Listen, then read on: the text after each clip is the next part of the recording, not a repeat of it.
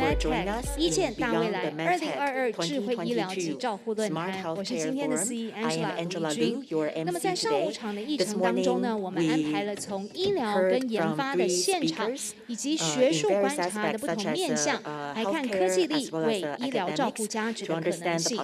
那么接下来呢，在下午的议程当中，会更进一步的邀请讲者们从国内还有国际不同的视角跟实务的经验，来和我们分享智慧医疗跟照护的未来新创力，还有未来的经营力。那么首先呢，今天下午的第一段演讲邀请到的是人在印度的 Frost Sullivan 医疗保健和生命科学产业全球总监 Dr. Rishi Pathak 来为我们即时连线带来演讲，和我们分享全球数位医疗产业的发展趋势，并且呢也为我们剖析未来的商机。接下来呢，就请大家以热烈的掌声欢迎他。Without further ado, I'd like to give you Dr. Pathak. Dr. Pathak, please go ahead. Thank you. So, hi everyone. Good morning, good afternoon, good evening, depending on different time zone. My name is Dr. Rishi Pathak, and I am the Global Director with Frost Sullivan Healthcare and Life Sciences Practice. I really want to thank the event organizer today, the Bureau of Foreign Trade Taiwan and Business Weekly, to give me an opportunity to speak on global digital health market trends and future growth opportunities. So as I go along with my slide deck, I just want to give a quick background on the COVID-19 pandemic and its impact on the digital health globally. So what we have seen that with the COVID-19 pandemic, the healthcare has undeniably seen some of the most significant changes.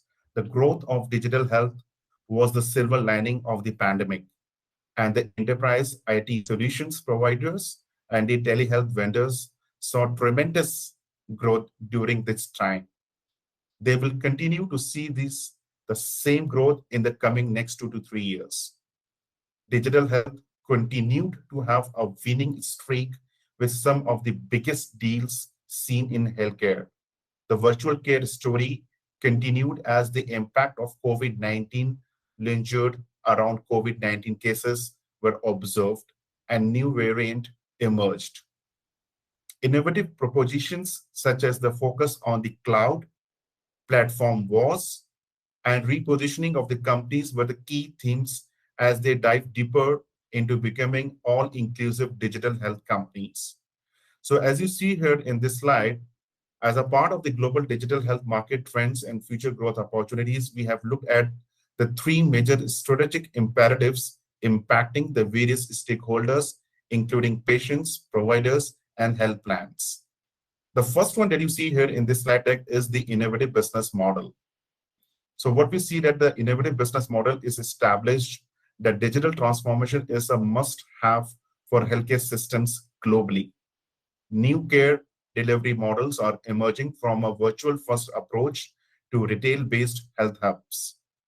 These models are the forerunner of consumer-centric healthcare delivery. Patient-centric on-demand and consumer-to-business, that is C2B, healthcare platforms are replacing the industry traditional business-to-business, that is B2B, and the business-to-consumer, that is B2C models. Now, as a part of the disruptive technologies, what we see that the demand for an interactive, cognitive, 24/7 transactional and personalized healthcare consumerism model continues to drive the transformative mega trends in the global healthcare market. The entrance of non-traditional participants such as big techs, big retail, and big telecom has shifted the healthcare industry to focus more on the digital health innovations and consumer-centric healthcare services. The third strategic comparative, which is on the industry convergence, what we have analyzed is that the COVID-19 pandemic led merger and acquisitions spree has been tremendous in the last few years in the digital health space. And this trend will stay in 2022 and over next few years. Industry consolidation will continue as large healthcare tech vendors build their platforms and focus on being the single point of contact for providers, payer, and patients. The convergence of ICT players, including AWS, Tencent, Alibaba, Google Cloud Platforms, Oracle Cloud Infrastructure, Rackspace, and many more cloud hyperscalers. And the digital health will continue to be seen over the next few years. Now, moving to this next slide, which is on the digital health trends across the region. Now, as a part of this slide, with the COVID-19 pandemic, the healthcare has undeniably seen some of the most significant changes across different regions. Yeah. The growth of the digital health was the silver lining of the pandemic, as we have just spoken about. Now, if you look at some of the regional trends across globe, starting with the first one, which is the North America, the COVID-19 pandemic vulnerabilities of the health systems made them realize the importance of interoperability in the healthcare. 2022 will be a transformative year for the digital health as interoperability and open APIs kick with regulations and rules in the overall digital healthcare. The patient engagement management tools will see strong growth as hospitals focus on building a resilient digital front door. In Latin America, what we have analyzed that a growing aging population and the increasing chronic disease burden will put additional healthcare cost pressures on already fiscally constrained governments. However, home care and patient at home, including telemedicine, is expected to witness the growth in the Latin America market. In Europe, what we see that the entire healthcare sector got impacted in the longer term and would experience a slower recovery. However, the pandemic played the catalyst for the digitalization. The demand for remote patient monitoring and telehealth apps in primary care continues as physicians are open to the concept. Now, coming to the Asia Pacific, in the Asia Pacific, the pandemic slowed the development of this region. However, the uses of cloud increased.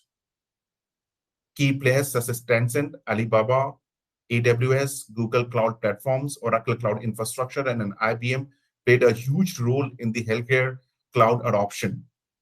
The virtual care saw strong demand and more telehealth services to the patient in the chronic condition space created collaboration opportunities between the public health system and the digital health vendors. Now, moving to the next slide, this slide actually talks about the top predictions that we have analyzed for the 2022 in the digital health market. Now, the first one is the chatbot, which becomes the first point of contact for 80% of the primary care interactions, and the conversational AI finds stronger use cases.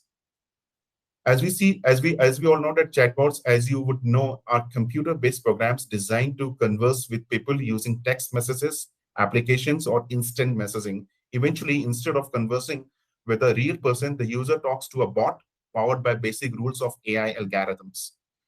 The AI assistants will see evolve into the first point of contact for several patients seeking primary care, especially in the US market with patient engagement services. It would tremendously reduce the day-to-day operation burden on the medical practitioners and operational staff and allow them to focus on patient clinical outcome. In addition to being a patient-facing feature, recent advances in speech recognitions, natural language processing, virtual faces, and artificial intelligence will augment chatbots' capabilities to conduct seamless conversation with patients to schedule and book appointments, screen medical conditions, and triage. The deployment will be focused on specific clinical conditions such as diabetes management and women's health. Moving to the next prediction, which is on the 2022 will see development in the US interoperability space driving the need for enriched data information system.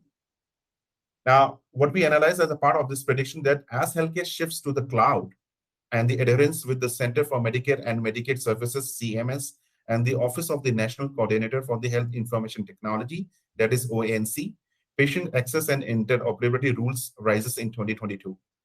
We will see greater dependence on the fast healthcare interoperability resources, that is FHIR applications, programming interfaces such as API. It will guarantee data security, easy authorizations, consent for data mobility, and strong protocols in place for any front door application. In addition, there will be adoption and implementation of FHIR-enabled APIs by the HL7 standards, ensuring EHRs healthcare applications, patient portals talk to each other and maintain continuous information flow. There will be a surge in countries and healthcare systems exploring how to utilize innovative digital health startups for complex business problems using FHIR, which will not be restricted to the US. Now, vendor must report on quality measures and reporting data system with increasing use of health information exchanges, that is HIEs, and increasing data mobility between the various EHR systems. API adoption by healthcare IT companies will be imperative for success in the digital health market. Now, differentiation based on the business model that allows provided immediate benefit with open APIs and collaboration will be needed. The rest three that you see here is the platform targeted at virtual care management gain wider acceptance among providers globally to support patients through the care continuum. So what we see that more of these big tech players will come with their platform strategy in terms of healthcare data interoperability, in terms of care continuum, and in terms of data exchanges. The fourth one that you see here is the behavioral health solution will focus on quality outcome as they move towards value-based healthcare in depression. So one of the things that we have seen during the pandemic and post-pandemic world is really a lot of digitization in the behavioral health and mental health. A lot of these telehealth companies, including Teladoc and companies like Village MD and a lot of chronic management disease companies, which are kind of focusing on the behavioral health solutions through digital health apps and through through digital therapeutics, which is software as a medical device to kind of track the patients and solve some of this key problems in the behavioral health areas. The last one that you see here is a shift in the US delivery models will prevail with the aim of healthcare equity. So healthcare equity is a much top topic, and I think during the time of pandemic, what we've seen that with the digital health divide, the gaps in the care has really widened. And what we see that a lot of companies in the healthcare IT space are now working towards to close these care gaps and make healthcare more equitable. There are a lot of vendors, such as a lot of HIT vendors, which are actually working how to kind of close the care gaps and increase the provider and the patient connectivity and kind of close the healthcare equity gaps in the healthcare systems. Now, this slide, which is specifically on the global GDP growth. So this slide shows the global GDP growth for the advanced, emerging, and advanced economies for the 2017 and 2022. So what we see is the global growth should gain greater momentum in the second half of the year after subdued growth expectations for H1 2022 on account of Omicron, the reimpositions of the restrictions, and the Russia-Ukraine conflict. 4.3% annual growth is expected for the 2022 for the rest of the year. Now, if you look at the way we have, look at the global GDP growth, we have looked at the global and we have looked at the advanced economies and the emerging and the developing economies from 2017 to 2022. Now, if you look at the world economy, what we see that the global GDP contracted by 3.1% in 2022 following the onset of the COVID-19 pandemic. A partial kick-up in the economic activity to an estimated of 4.8% GDP growth in 2021. Now, the Q1 of 2022 growth is likely to be subdued owing to the regional restrictions meant to curb the spread of Omicron. The H1 2022 growth was restrained by deep rise in the fuel prices, weakened external trade, and supply chain difficulties arising of the Russian-Ukraine conflict. The slowdown in China, which impacts the foreign trade and financial market, will also partially weigh on the growth. A strong economic recovery is expected in H2 of 2022. For the advanced economy, the growth momentum will normalize in 2022 due to less favorable GDP base effect and expected tightening of fiscal year and monitoring measures. The tighter restrictions across major regions in the early of Q1 of 2022 on account of renewed COVID-19 waves along with negative spillovers from the Ukraine crisis will restrain the expansion of the services sector in H1 of 2022. For the emerging and developing economies, after a jump to reach 6.3 GDP growth in 2021, the growth in 2022 is going to be stabilized at 4.8%. The accelerated consumption spending and the increased oil production will largely drive the 2022 growth momentum in key emerging regions. However, the risk for an extended Russian-Ukraine conflict beyond H1 2022 stand to push Russia into a recession, while also leading to a spike in energy prices with major supply chain bottlenecks, thereby restraining the outlook for key emerging and the developing economics in 2022.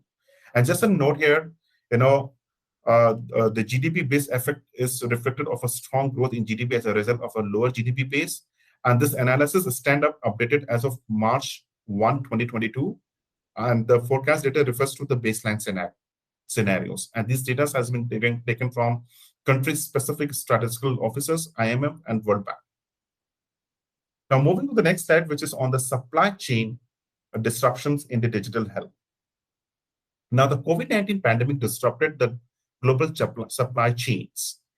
As lockdown and restrictions lifted and the demand across sector increased, vendors with just-in-time supply chain and little inventory struggled to keep up the market.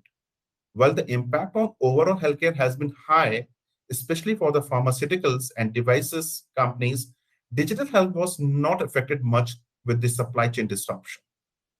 With the shortages of the regular supplies looming, providers turned to digital methods to manage patient symptoms and use IT tools to manage inventory and practices. Now, moving to the sustainability initiatives.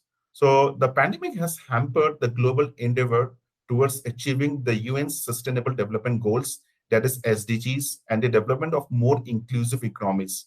The year 2021 was critical for realigning business to achieve SDGs by the 2021. And we see that a lot of digital health companies, including the larger OEMs, including Philips and GE and Siemens and Fujifilms and many more, are actually working towards the sustainability initiatives and SDG goals to achieve in the healthcare. Now, coming to the last part of the presentation, which is really on the growth opportunities. The first growth opportunity that we see here is the remote patient monitoring beyond chronic condition management. So what we see that the remote patient monitoring has proven its effectiveness in virtual care delivery, especially during the pandemic, and this has led to payer bodies allowing for reimbursement for RPM solutions for entire conditions already. The several devices from the medical grade to consumer grade smartwatches are available. Innovations with AI and ML applications is making the technology even more diverse concerning applications. What is the opportunity for the vendors in this RPM market? Now, the vendors must look beyond simple solutions for a chronic condition. The market is opening up to RPM applications across the care continuum and for the post-acute care too. Other applications for the specific interests are femtech, the CNS, the CNS disorders, that is the cerebral neurovascular disorders, the oncology treatment, the pain management, and the sleep management and post-discharge care. Further, providers are increasingly demanding one-stop solution for all virtual care need. The platform approaches inclusive of RPM while offering patient experience solutions will be the key. And what we see that a lot of industry participations are going on in the areas of remote patient monitoring. We have seen that the leading EMR and EHR companies such as Athena Health have collaborated with the consumer wearable grids companies such as VThings, which are into the remote patient monitoring areas to really ingest the patient consumer data into their core EMR and EHR to have a meaningful patient outcomes and to have a complete 360-degree view of their patients in terms of disease detections and predictions, in terms of patient profiling and risk stratifications. So a lot of industry collaborations and partnership which is going on between the RPM vendors, the HIT vendors, the big tech vendors, and also the new entrants that we see in this market.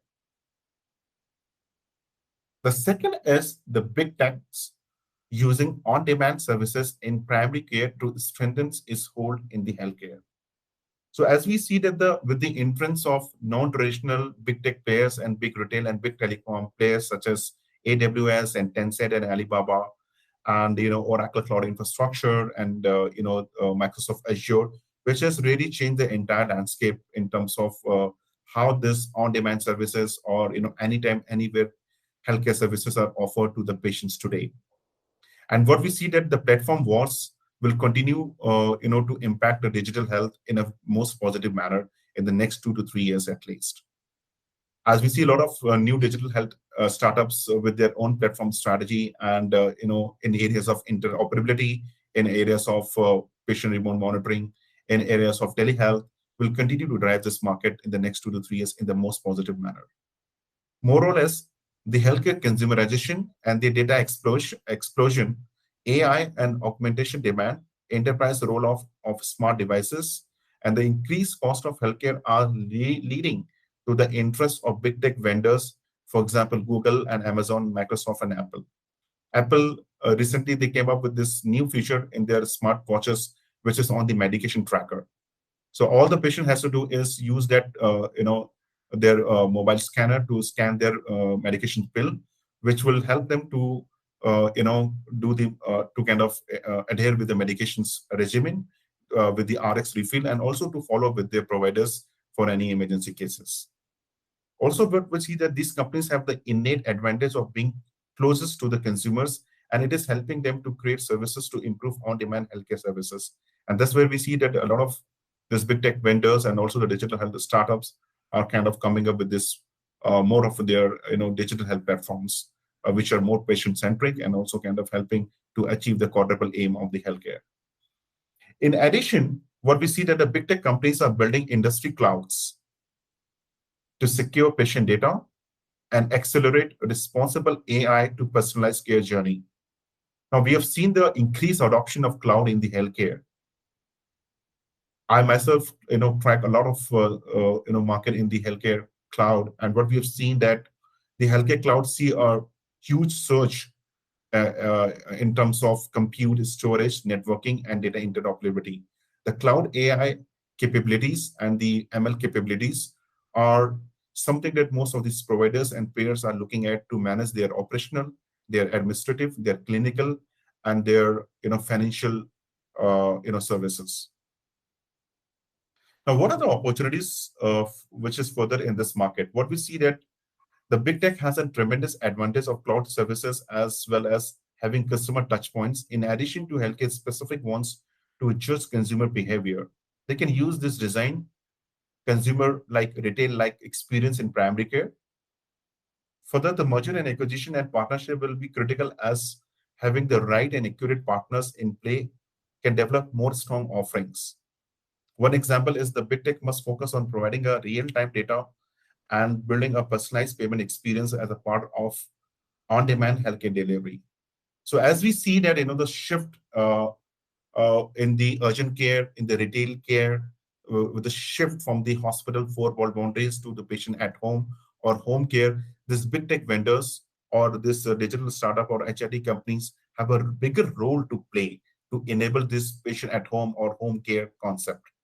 And what we see that most of these vendors and including OEMs such as Philips with their Health Suite platform, GE with their GE Edison platform, and Siemens Healthineers with their team play digital health platforms are playing a crucial role in enabling this transition from hospital to home care. So a lot of these companies are now coming up with this platform strategy, which are HIPAA compliant, which are GDPR compliant, which are GXP compliant, HITRUST and CSF compliant, and actually helping the providers in terms of the data storage and interoperability, and also achieving the quadruple aim of the healthcare, which is lowering the cost, meeting the patient experience, the physician experience, and also impacting the overall health patient outcomes. For further information, you can reach out to Amber Shen, who is our business development manager from Frost Sullivan. And in case you need a copy of this presentation, you can scan this QR code and we can mail this presentation material. That's all from my side. Thank you very much.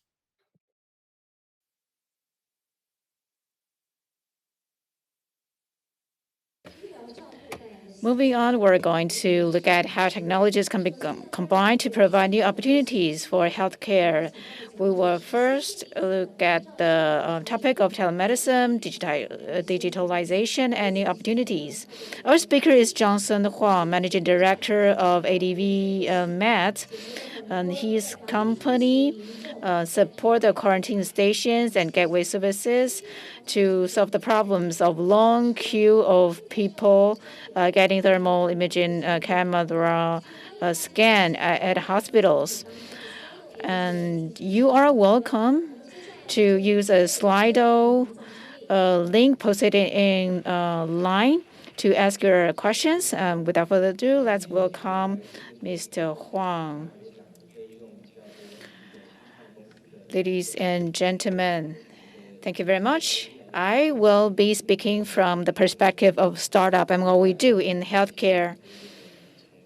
In the morning, we heard the insights from representatives from the hospitals and what's their take on precision medicine.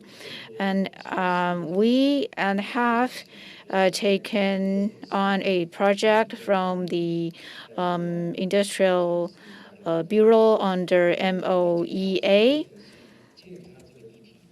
through which we want to deliver precision health supported by AI and providing better joint care in urban scenarios. First of all, I would like to introduce myself just a bit. I spent 3 years in Africa. I work on AIDS issues by using digital technologies in order to track people's health. I also work in Southeast Asia later on. And therefore, I have experience in using our experience in Taiwan to show to the world what startups in Taiwan are capable of. And the data you see now is from WHO. I think in the past, what we could understand about health was very limited because 60% of your health comes from your habits, your daily life, or lifestyle. That's why in the morning we heard about the use of lifestyle data. And in order to achieve precision and health, we need to collect more data. In Taiwan, in our healthcare system, we can take on a different perspective because we have national universal insurance. And usually people only go to hospitals at a later stage of the medical situations because that's when they are quite sick. That's why the government has tried to advocate for a different idea to promote health. That is, we want to use more data points to issue early warnings that can lead to early intervention instead of only care for the patients when they become severe cases. We're still on that journey. In the morning, we already heard about precision health. And I think the definition of precision health is that we will be seeing more data points going into the decision-making process for healthcare. And this is because we have more ICT technologies. Taiwan is a powerhouse of ICT technologies, and that is one of the strengths as well. I did a lot of work in Southeast Asia, and I think Taiwan is a great test bed because it's relatively small. It has very dense infrastructure. People have wearable devices and so on, and they are very acceptable or acceptive in taking on the new technologies. So this is a great place for startups to test their technologies or products. But we also need to understand that another attribute of Taiwan is our universal health insurance, which started in 1995. Generally speaking, people are very satisfied with universal insurance. But this is a pro and also a con.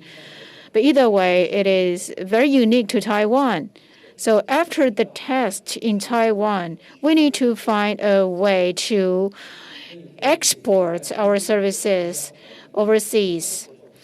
So after getting data from different places, we need to explore how we can utilize the data from starting from 2020.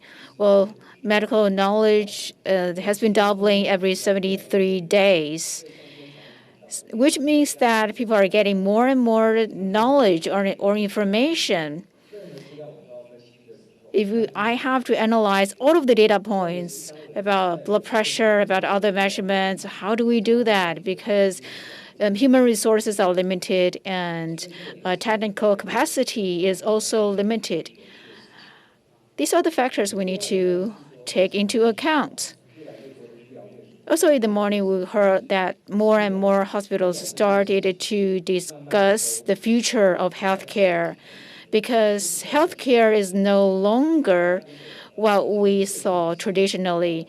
Imagine or reflect upon your last medical visit. It was very likely that you felt unwell, you go to hospital, the doctor sees you, and then prescribe.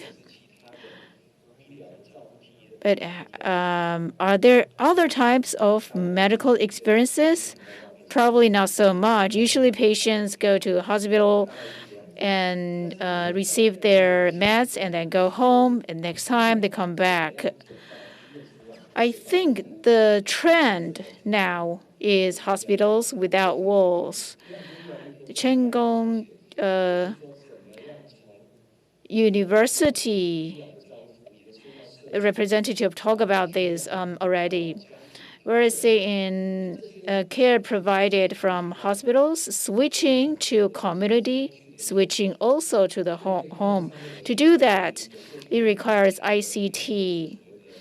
This slide shows the legacy and the future. In the past, we saw passive treatment, but now we want to provide active care, meaning that ICT technologies detect your health status quo, help find where the issues are, and provide care by taking the initiative. In Taiwan, there are specialized medical departments, but specialists provide different care other than a GP. So how do different departments can exchange their data, or how to fuse the care among different departments? That's very important. I think that's what we need to do to provide personalized health care. And now moving on, one of the traditions is that the medical services was centralized, and now we want to push forward for like different tiers of care, so that small clinics or big hospitals can all play out their strengths. And therefore, patients need to know what facilities they should go to, because there are different levels of facilities. Also, in the past, doctors or nursing staff will tell you what to do, what meds to take during inpatient. But now we're seeing telemedicine. And in the future, when you want to expand the areas you can serve, you have to serve more patients. It will be very difficult to do that based on the current human resources. However, we still want to achieve effective treatment. And I believe hospitals need to transform in order to do this, and we're all working together to find a better way. And we had several joint and large-scale projects. We did several pilots in different cities, and one of the concepts is joint care cloud. I think many of you are from the medical field or the academia. And we understand that many medical experts or representatives have new ideas all the time. But to some point, you may need to rely on ICT. For example, if you are a OB/GYN doctor or you're a therapist, the first thing you need to do is to take in patients. Secondly, you need to understand what information you have, what devices you have, and you may also need a platform to commercialize your practice. These may not be possible to be done by a medical expert by himself or herself. So what we want to do is to build a joint platform. First, we build the tools. Second, we build the platform. There are about 830,000 users on the joint care cloud. This number is increasing due to the pandemic. And users do feel the difference. How's that? For example, if you go to a hospital, you are told to drink more water because you have sore throats, you have a cold, you know what you should do. And if you are a pregnant woman, well, I think they all know that MOHW provides really good services or information to mothers who had just give birth so that they know how to care for the newborns. And these kind of services really make people feel that they're being helped. And another thing is we want to empower the people to care for their own health. AI tools are one of the ways we use AI tools to increase the know-how of patients themselves. And community integration, also very important. And integration with hospitals is also important for such a joint care cloud. So imagine that this is a cloud-based platform. After you subscribe to the clouds, you can choose modules you want to use. There are about 80 or so different devices that are connected to the platform. For example, oximeters or blood pressure devices or other or single lead or 12 lead and other devices are all connected to the platform. This is done for one purpose, to bring the know-how to more people so that information flow wouldn't be a barrier. Just like AWS, if you use AWS services, you don't need to own your own servers. You lease servers from them or services from that. And you can use Dropbox. You don't need to own and hosting server. You can just rely on other people's services. So we use this platform to provide the services you want to help connect you to your devices. And this platform can be your personalized provider of care. And all the hospitals, all the patients may have their systems. But in the past, different systems were not connected.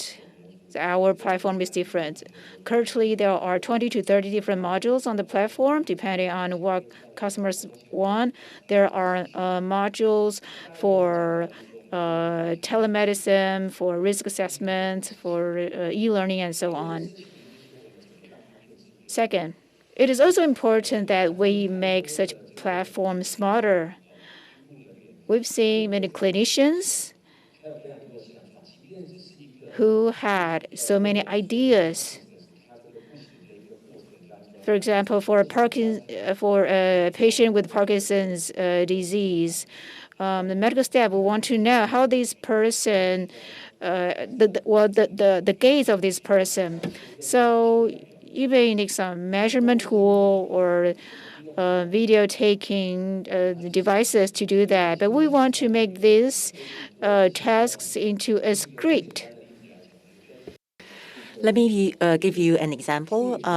We partnered with the OBGY department. What are the things that a pregnant woman need to pay attention to in week 1, week 2, and week 3? We can actually put it into a script. So for your age, would you like to have puncture testing? And what are the risks associated to these examinations? And what is out of pocket? What is reimbursed? So step by step, a patient will be able to know what options does she have. So this is all about patient's involvement in decision making. In the past, we went to the hospital for care, and nurses may provide me with some educational pamphlets. I am a father of 3. I remember when my wife was pregnant, I was always called to the hospital. And every time when I came back from the hospital, I always got a thick pile of healthcare education pamphlets. So all of these can actually be integrated into the IT system and can be digitized. So now, for example, when do I need what information? All I need to do is to get information from the digital platform, and then all the information I need will be there. So lots of script tools can be used for this kind of proactive provision of information. Healthcare bank book is also an important tool unique here in Taiwan. Lots of health-related risks can be calculated or quantified. For the pandemic, we also have a lot of unique measures. Right now, the pandemic situation in Taiwan is heightening. I remember I actually slept in the living room in April or May because of the pandemic. And our cloud actually provides the basic infrastructure to lots of operations in Taipei and New Taipei City. So if you are diagnosed by the doctor, and then the doctor will report you as a confirmed case.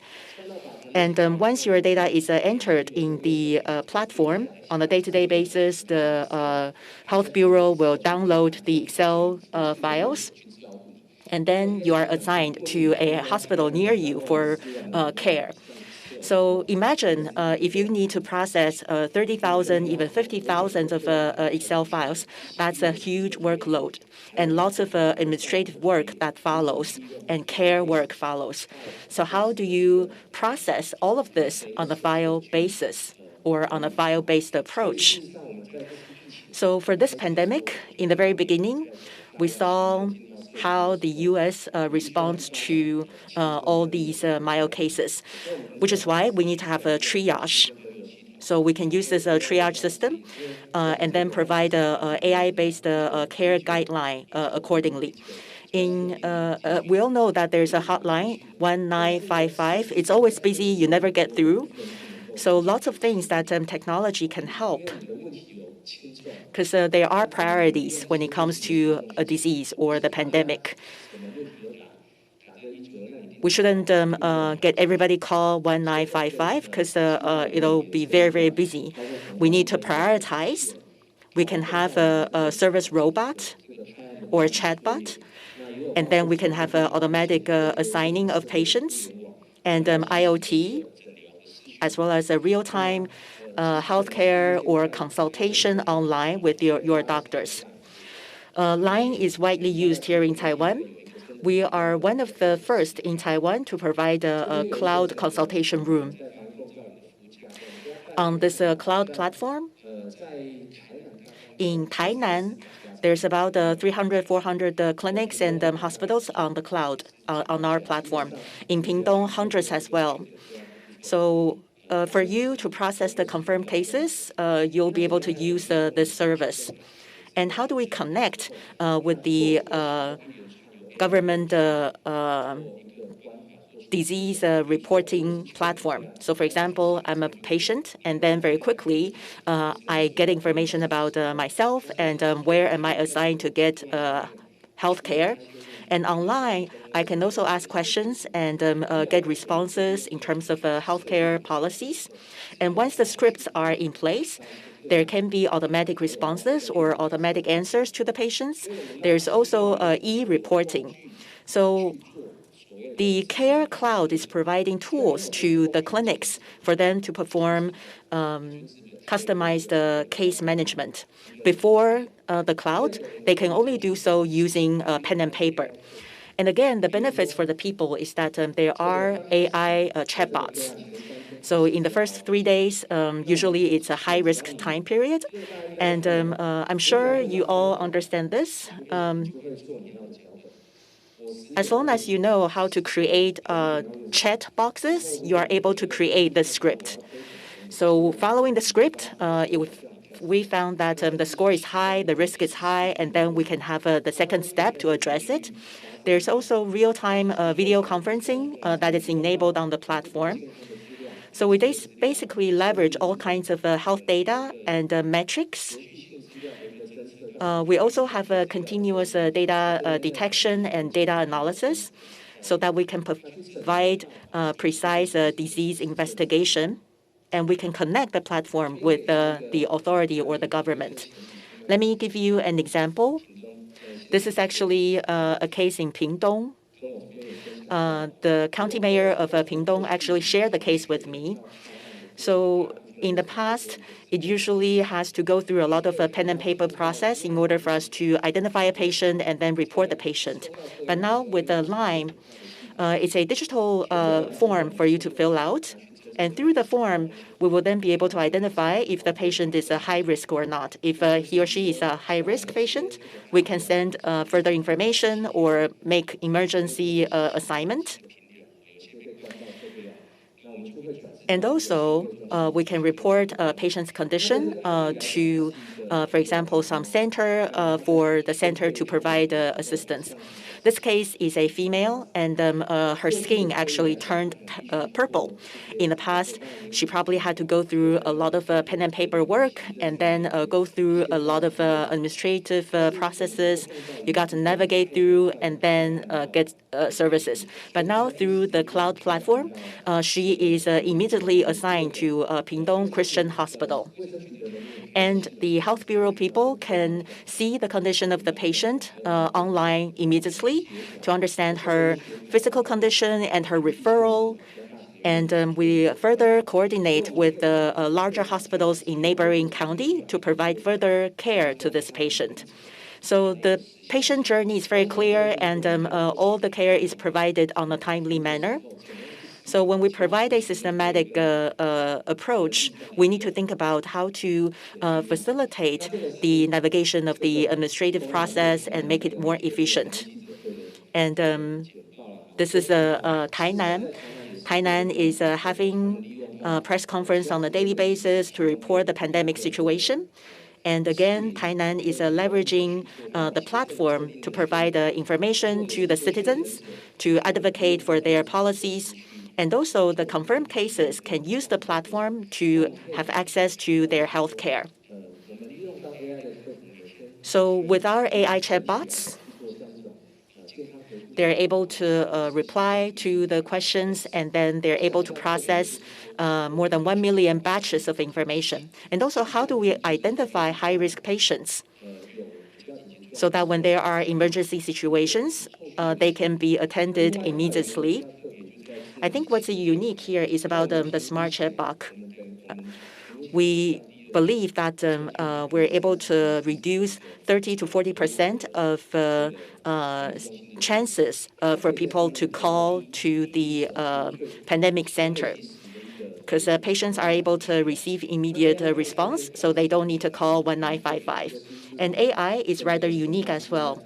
We're working with Chang University. I think this is one of the first in the world where we use a line to take a picture of the AI fast testing to identify whether it's a positive or negative test result.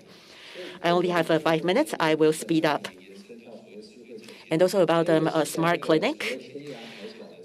So this is a Shih-wei health center, which is in the remote area of Taiwan.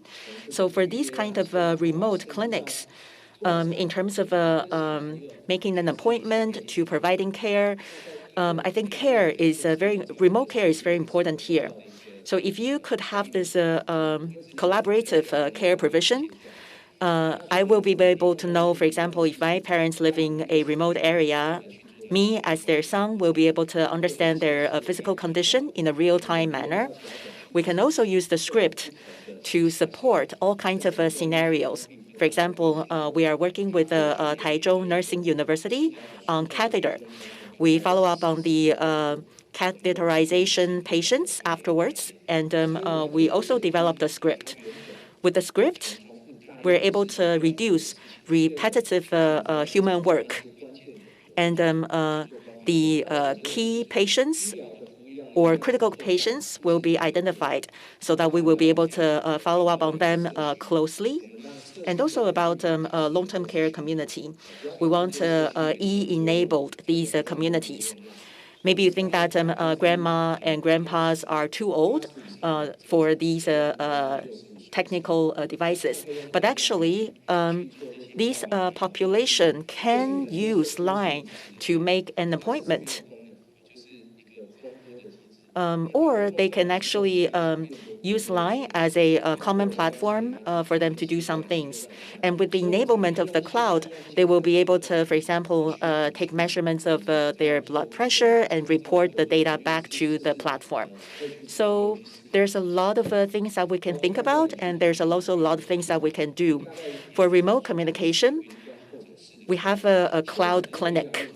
Lots of clinics are now leveraging LINE to provide video conferencing or video consultation. But we know that LINE is not dedicated specifically for this kind of needs. Lots of snapshots or lots of reporting data. Actually, the information security is a concern there. So through this cloud clinic platform, we're able to see, hey, the patient is coming in, and we can speed up the whole process and reduce administrative work. And all the recordings or snapshots can be reported, and the reporting can be done on the platform as well. We're introducing this approach to long-term care facilities as well as remote or overseas patients. Today, we're talking about international export. We work with vaccine or local vaccine companies. We're going to have more than 100,000 Thai users who are going to use LINE or other apps for rapid test. We're also going to use the platform for long-term management. Marshall Island is another partner. About 80% of the nationals of people there, we're helping them to perform case management. So the key here, this one is about the Thai example. So they use the gas stations as a place to perform rapid tests. There's also smart case management. So just to let you know, we are a startup company, and we'd like to thank the organizer for its kind invitation. In Taiwan, there are some limitations. My team is focused on healthcare providers in Taiwan to develop tools to bridge the gap. And internationally, we are present in 12 countries, many of which are developing countries. Taiwan has great healthcare quality, and we are very powerful in the ICT industry. So the combination of the two will definitely bring positive results to the future of healthcare. With that, I conclude my presentation. Thank you very much. Thank you so much, Mr. Huang. From Mr. Huang's presentation, we get to see the service model built by AIoT, and lots of changes will be enabled for the future of healthcare. We're going to further talk about the application of AI in healthcare. We're going to have Mr. Lo from Radica Health. And in 2021, Radica won the National Innovation Award. And Mr. Lo is going to join the panel discussion session as well. So feel free to raise questions online to Mr. Lo as well. Without further ado, I give you Mr. Lo. Thank you very much. I would like to thank the organizer for inviting me to be here. We are a relatively new startup, only for about 2 years at this point. We experienced the journey of COVID-19, but we managed to survive. Today, I want to share with you the products and services we have developed and our future focus. Our company was created in a school and with the collaboration of a hospital because we want to scale up our services. Our perspective was from the view of the hospitals, so we were able to spot the unmet needs and work on providing innovative and valuable services to meet the unmet needs. But the way we define our value is not to provide free services. For a company, it is important to make a profit. And we also want to help the medical industry to carry out digital transformation. We want to use our products and services to shorten the process of a medical experience. This is our core team. Dr. Ray J. Chang is the CMO and founder. I am also the CEO and founder. So at the beginning, back in 2018, we took on a startup project sponsored by the Ministry of Science and Technology. Of course, it is always difficult for startup companies to make ourselves known. I think one of the ways is like what I'm doing right now to talk to you, also to participate in some competitions. In 2020, we started to join many competitions. We didn't have many members in our company, so we need some SI companies to help deliver our products and services to medical institutions. Then in 2021, that's when COVID-19 had been around for a year or so. Do you still remember what happened at the time? That's when all the hospitals focused their efforts on preventing infection of COVID-19. Hospitals at the time were not able to introduce new products because they were all busy addressing COVID-19. That's why we focus on developing new products. And we receive pretty good outcomes. Our company focuses on critical diseases. We believe that patients should have the right to own and manage their medical data.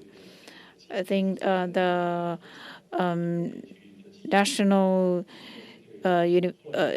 Healthcare app or the health insurance app is used for the most times during the COVID-19 because that's when Taiwanese citizens need to use their app to register their slot to purchase masks. But indeed, apps could be very useful.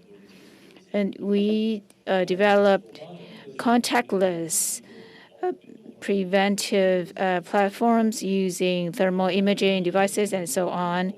And in 2021, 2022, we still continue to develop the platform for critical diseases, even though it could be difficult because most of hospitals focus their efforts on COVID-19.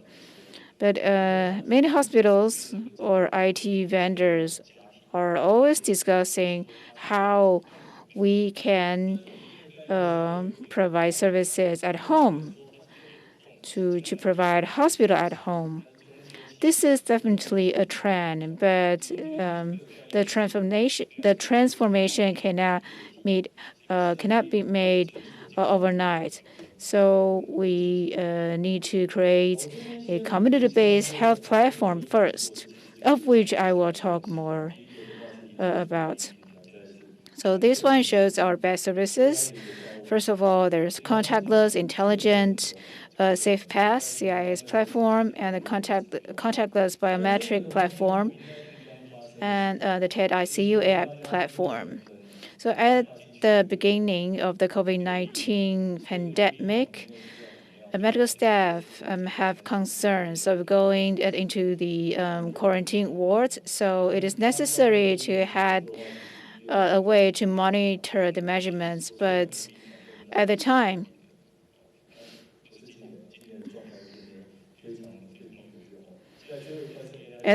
there weren't too many patients who need to go to the quarantine ward. But if we're talking about this year, then the situation is totally different. Now, I can show you some of our products, some of the products that we sell ourselves, or we sell through our partners, or some pieces of equipment are used by the hospitals. And these kiosks will show or register personal information such as travel history or the temperature of the person and so on. So these kiosks is what we have been selling since last year. This one, on the other hand, is a contactless biometric platform that can collect all the measurements. If necessary, then the medical staff can communicate such information with the patients. And this platform has been awarded the National Startup Award. The next one is the patient-centric dashboard. I think in the morning, we heard that hospitals can be competitive.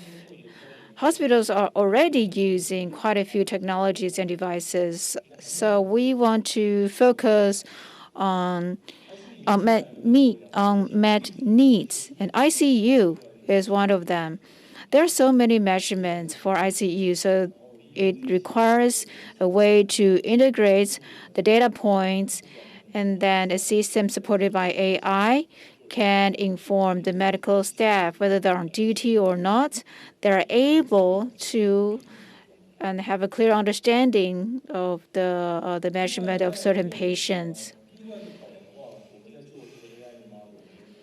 When we build the AI model, we think ICU has all kinds of data. These data points are continuous. There's great amount of data, and the data are quite clean because most of them are vital sign data. So we use sepsis as an example, and now we are applying for FDA approval for a Class 3 product. When a product is successful in one hospital, it's not real success. We want to roll the product into more hospitals. That's one of the focus. The second is to improve the accuracy of the AI-generated data. So we work with these 3 medical societies. We want the hospitals to have peace of mind. They are able to contribute their data. However, the data are still hosted in their own hospitals. But with collective data, prediction of sepsis can be more accurate. So as I said, we work with several medical associations and societies, and our company focuses on sepsis. This is the list of the hospitals that we work with in the past 2 years, just for your reference. Okay, moving on. So what's the future of healthcare? Before I turned 40, I worked in a hospital. So I do have some understanding of the information system used by the hospitals. With COVID-19, we want to think about what the trend will be in the post-COVID era. I think there are 4 things. First, we're going to see the trend of decentralized system and dichotomous care model. I will talk about this later. The second trend is virtual health adoption. That means telemedicine or telehealth. The third trend is contactless IoT and platform. Some IoT devices will generate more data and measurements.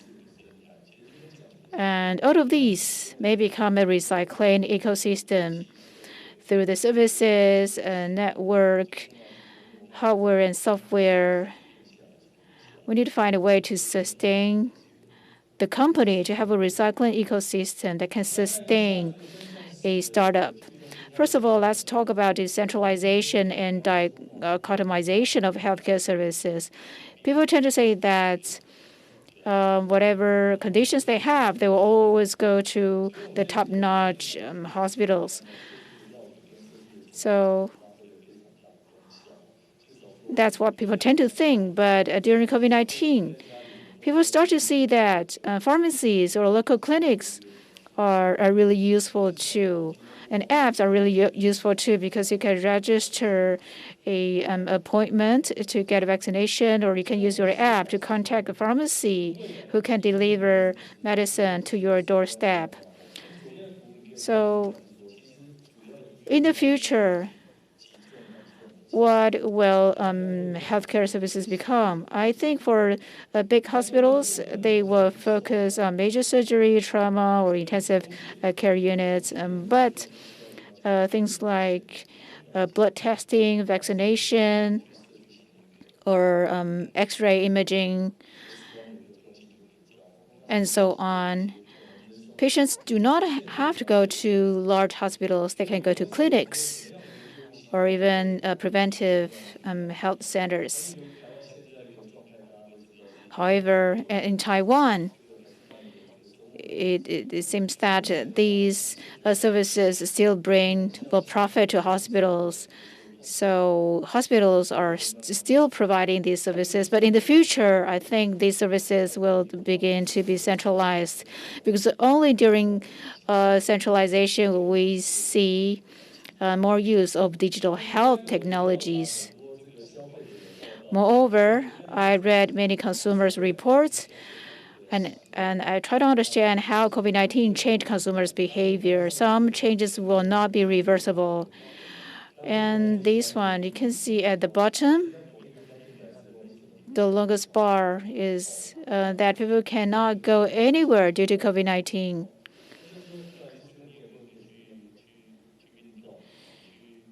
People are not able to go out, to exercise, to do sports. And this also shows that people are concerned about their health. Other than that, they're concerned about the health of their family members and friends. They pay more attention to their diet. So based on these consumer reports, we try to find a way to find a direction of our future developments. And we do see one of the changes among consumers is to prevent diseases or to improve health. And telemedical support for patients is another trend. So what we have been thinking is that if we want to build an ecosystem, what's the most important thing? Well, you may go to, say, if you go to a shopping mall or small retail store, you are always asked, do you want to become a member? I think by asking consumers to become members, stores can collect personal data and then deliver more services to them in the future. But of course, while collecting data, it is not done without criticism because people are worried about privacy. But I think one of the ways is to use the unique national identity that the governments issue to every citizen to connect everything. So this is idea of NHIA virtual NHI card. Maybe this card can be used to connect different services. The benefit of this virtual NHI card or your ID card is, well, first of all, universal. It can be used to identify who you are.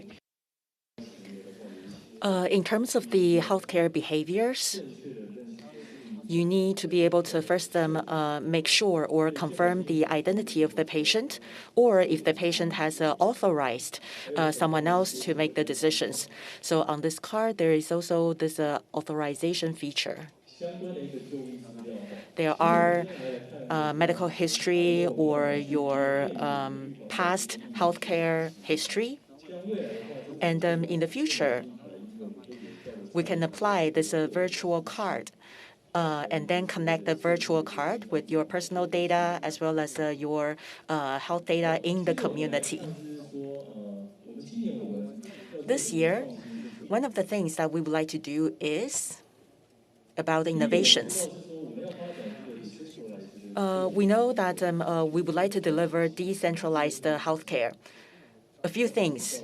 Traditionally, we used to go to the hospital to receive care, or we go to the clinics in the community for healthcare.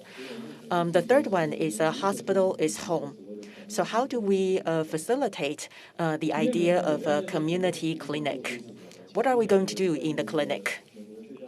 One of the largest chain stores is CVS. Basically, CVS serves as a hub role. In the past, when we go to the clinic, we went to the clinic for our diseases, so it's a diagnostic basis. But in the future, for a future clinic, how do we strengthen their roles? Besides providing diagnosis, they can also perform health promotional activities. It's not about only the diseases. It's about health in general. So in terms of personalized care, how do we achieve personalization?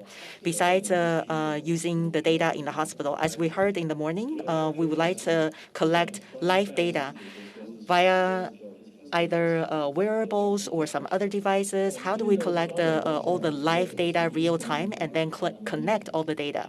And also, we can connect that with clinics. So for example, if you go to the clinic on a regular basis and to take measurements, and then I can provide you with a personalized profile of data and personalized connections.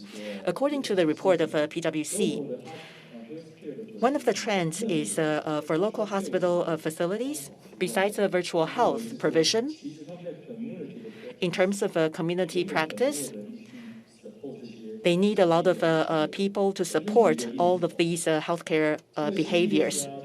CVS, as an example, before 2021, established 1,500 health hubs.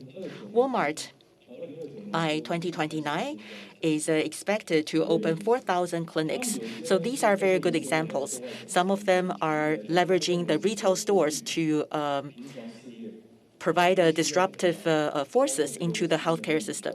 So in the past, how we used to recruit people to provide healthcare in the clinics, but it's actually time-consuming, and you don't get to recruit a lot of people. But at Walmart, for example, they can have clinical trials set up in the store. In the U.S., within 30 minutes of a drive, you go to the department store or a chain store, you see a site of a clinical trial, and you sign up into the clinical trial, and maybe you get a coupon or some incentives for you to do that. So in terms of virtual health, the community-based clinics are a place where influence can be leveraged. Regarding digital health tools, we talked a lot about them. How do we facilitate the health and what tools can be used? I read a lot of study reports telling us that for people to adopt these digital health tools, there are 3 incentives for them to do so. The first is, will the tool be able to reduce their wait time? The second is, does the tool make everything more convenient? The third is, does the tool make the cost lower? So in the past, when we were trying to buy rapid tests, why do people line up in front of the drugstore instead of going to the pharmacy? Because when you line up at the pharmacy, you get cheaper rapid tests. If you buy them in the convenience store, the rapid tests are more expensive. So we need to be able to leverage the tools, but it's hard for us to get the money out of the pocket of the users. So we need to think about the revenue model. For example, we can actually be part of the revenue stream of some other bigger solutions. So this year, what is our plan? My company is trying to develop our own ecosystem. We visited a lot of important people in the health or medical industry, and many of them provide us with feedback saying that they would like to transform because of the pandemic, which greatly reduces the number of their patients. So they are all thinking about how to transform. But what are the issues to overcome? First of all, when we have a digital tool, we need to have the support or reimbursement from NHI. And there's a lot of paper patient records in the clinic, so they need to be enabled and digitized. So the reason that we need to build our own ecosystem is that for these clinics, many of them are tied down to a vendor, and they're not able to connect their system with so many other tools. And in order for them to collect data on the patients, they need to have a better connectivity. So that's something that we see in this area. We would also like to provide specialized and health monitoring services. I'll touch upon them one by one. Last but not least, I'm involved in another startup to work on health insurance navigation services. So this is more about personal or private health insurance. We know that when COVID-19 hit, the businesses of the clinics were badly impacted, which is why they applied for a lot of reimbursements or subsidies from the authority. And lots of internal medicine and pediatric clinics were badly influenced. And since everybody's wearing masks now, lots of commonly seen contractual diseases in the past were no longer that popular. So not too many little patients get sick because they're all wearing masks. So of course, the business of the Peace Clinic is impacted. However, there are also clinics that benefit from the pandemic. One of the doctors told us that clinics should not be focused on diseases only anymore. Clinics need to be expanding their focus to cover, for example, developmental process or developmental status of the children. Clinics need to be able to inform the parents how to take care of the health of their children. So lots of combination with remote or wireless measurements. We can monitor the developmental curve of the children, even genetic tests to predict how tall the child will grow. So this is the future of clinics. And the clinics can provide advice to the parents regarding how to raise their children in a healthier way. So because of the pandemic, the clinics are thinking about new things, and after every clinic visit, they can give this report to the parents. Let me speed up. I'm running out of time. So is there any other business opportunities that is yet to be discovered? So we can have a body composition analyzer. We can work with weight loss control or some other metabolic focused doctors to work on this area.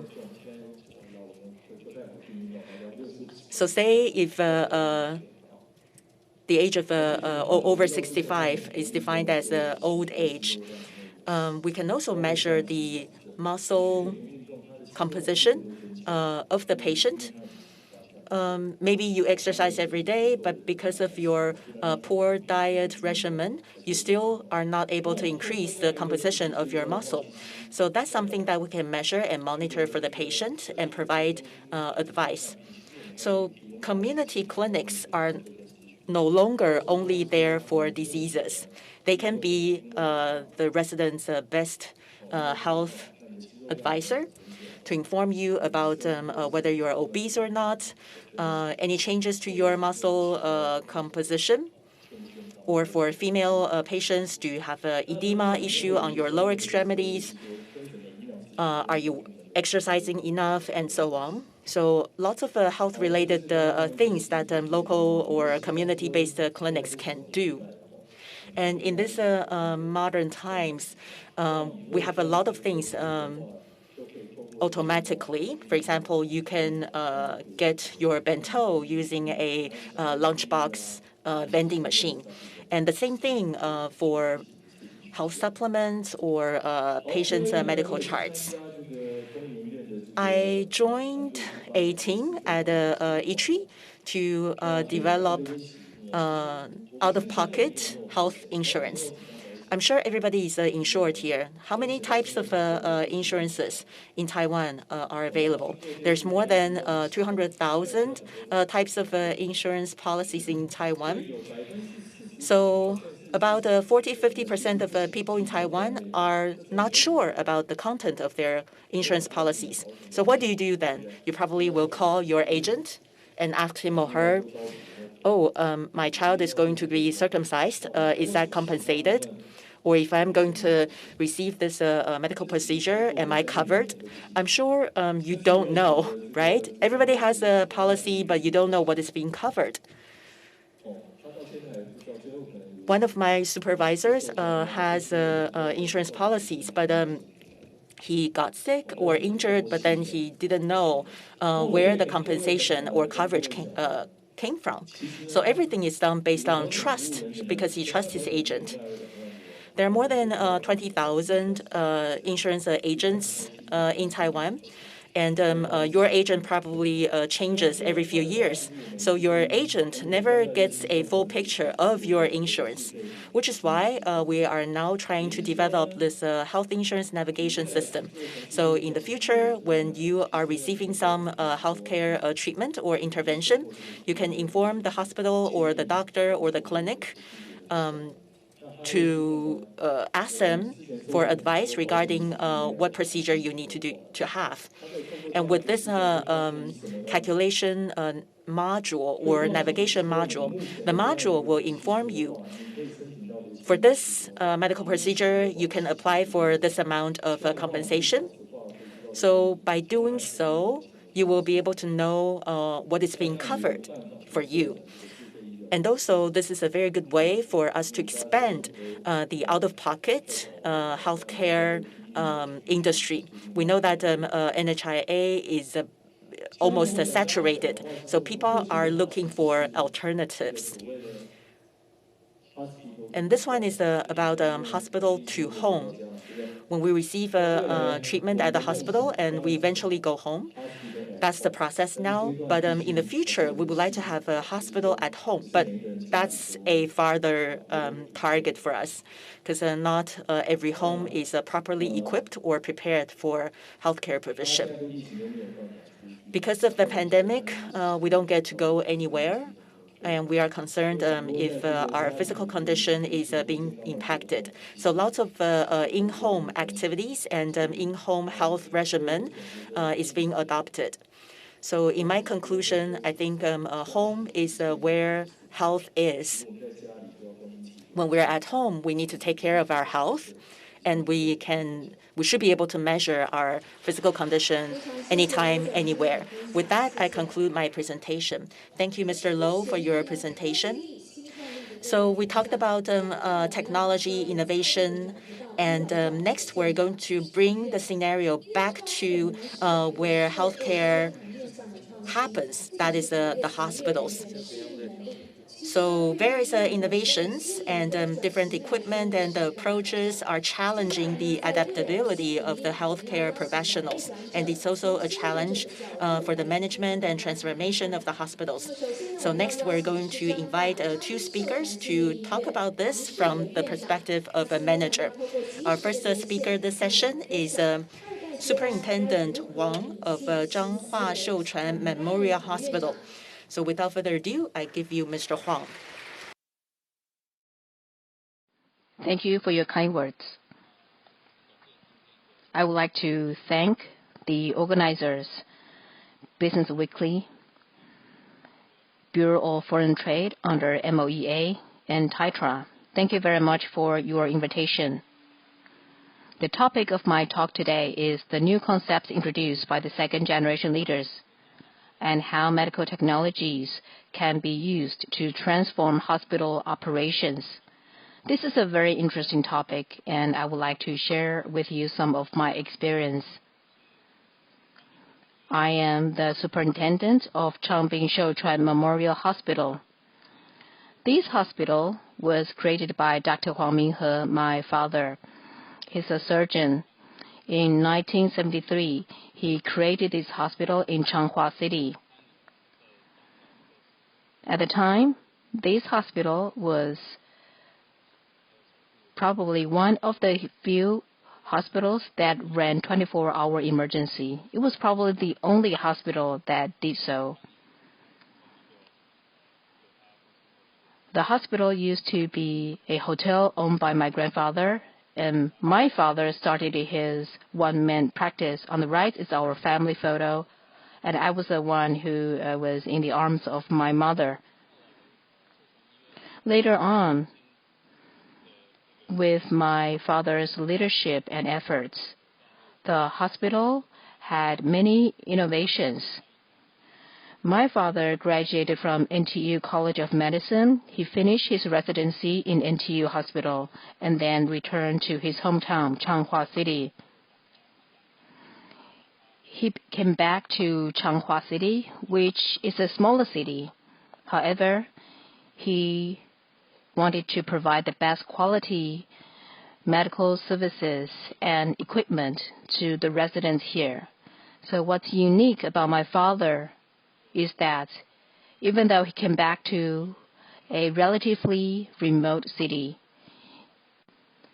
it didn't compromise his aspiration to provide the best healthcare for the people here. Every year, he spent 1 month overseas to further her study.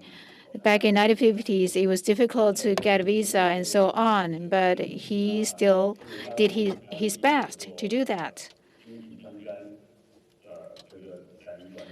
And he was one of the doctors one of the first doctors who treat a liver stone, which is very rare right now, but more common in the past. In that past, it required surgery to take the stone out. But since he studied in Japan, he was able to find a way to use a needle to get the water out. And while the water is coming out, the stones may come up too. And the endoscopy, or the capitalized endoscopy, was also introduced. by him. He went to Israel to purchase this set of equipment. He also introduced the first surgical robot, Zeus, to Taiwan. And Da Vinci later on merged with Zeus. And my father, the founder of this clinic, reached an agreement with the inventor of Zeus and introduced the first Zeus device into Taiwan. And he also conducted his practice in a remote way as one of the first doctors who did that. In Shih-wei Hospital, he also founded the Yu-sheng Foundation. He had served as a legislator for 3 terms, focusing on health, hygiene, public health, and so on. This is the Chwan hospital system. Together, there are 3,800 beds altogether. You can see these are the different locations of the Chwan clinics and hospitals. The first hospitals were in Chwan or Zhangbing, which had about 25 years of experience. And while the 9/21 earthquake happened, and that hospital helped receive many patients. And Gongshan Hospital, as well as Luzhu Hospital, are located in the south. This is the Zhangbing Chwan Hospital, where I serve as a superintendent, and I think this is the only hospital which is located in an industrialized zone. And it is located within the Zhangbing Chwan Park. There are about 500 to 600 shipping companies, and we operate our hospital in this area. And now,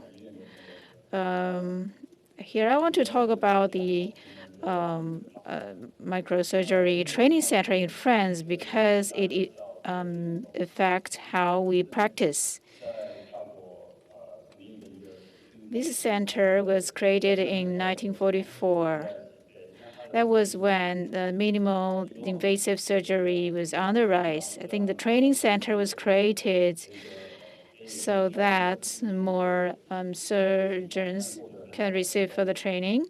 It indeed is very successful. In 2007, my father met with Nicolas Sarkozy, the president of France at the time, and also the president of the training center to sign an agreement so that was the center or the IRCAD in Strasbourg, France. Later on, the centers have spread their footprints around the world. Every year, these centers organize many surgery courses like this one. This one is for surgeons, and that event was co-organized with many hospitals in order to train the next generation of residents.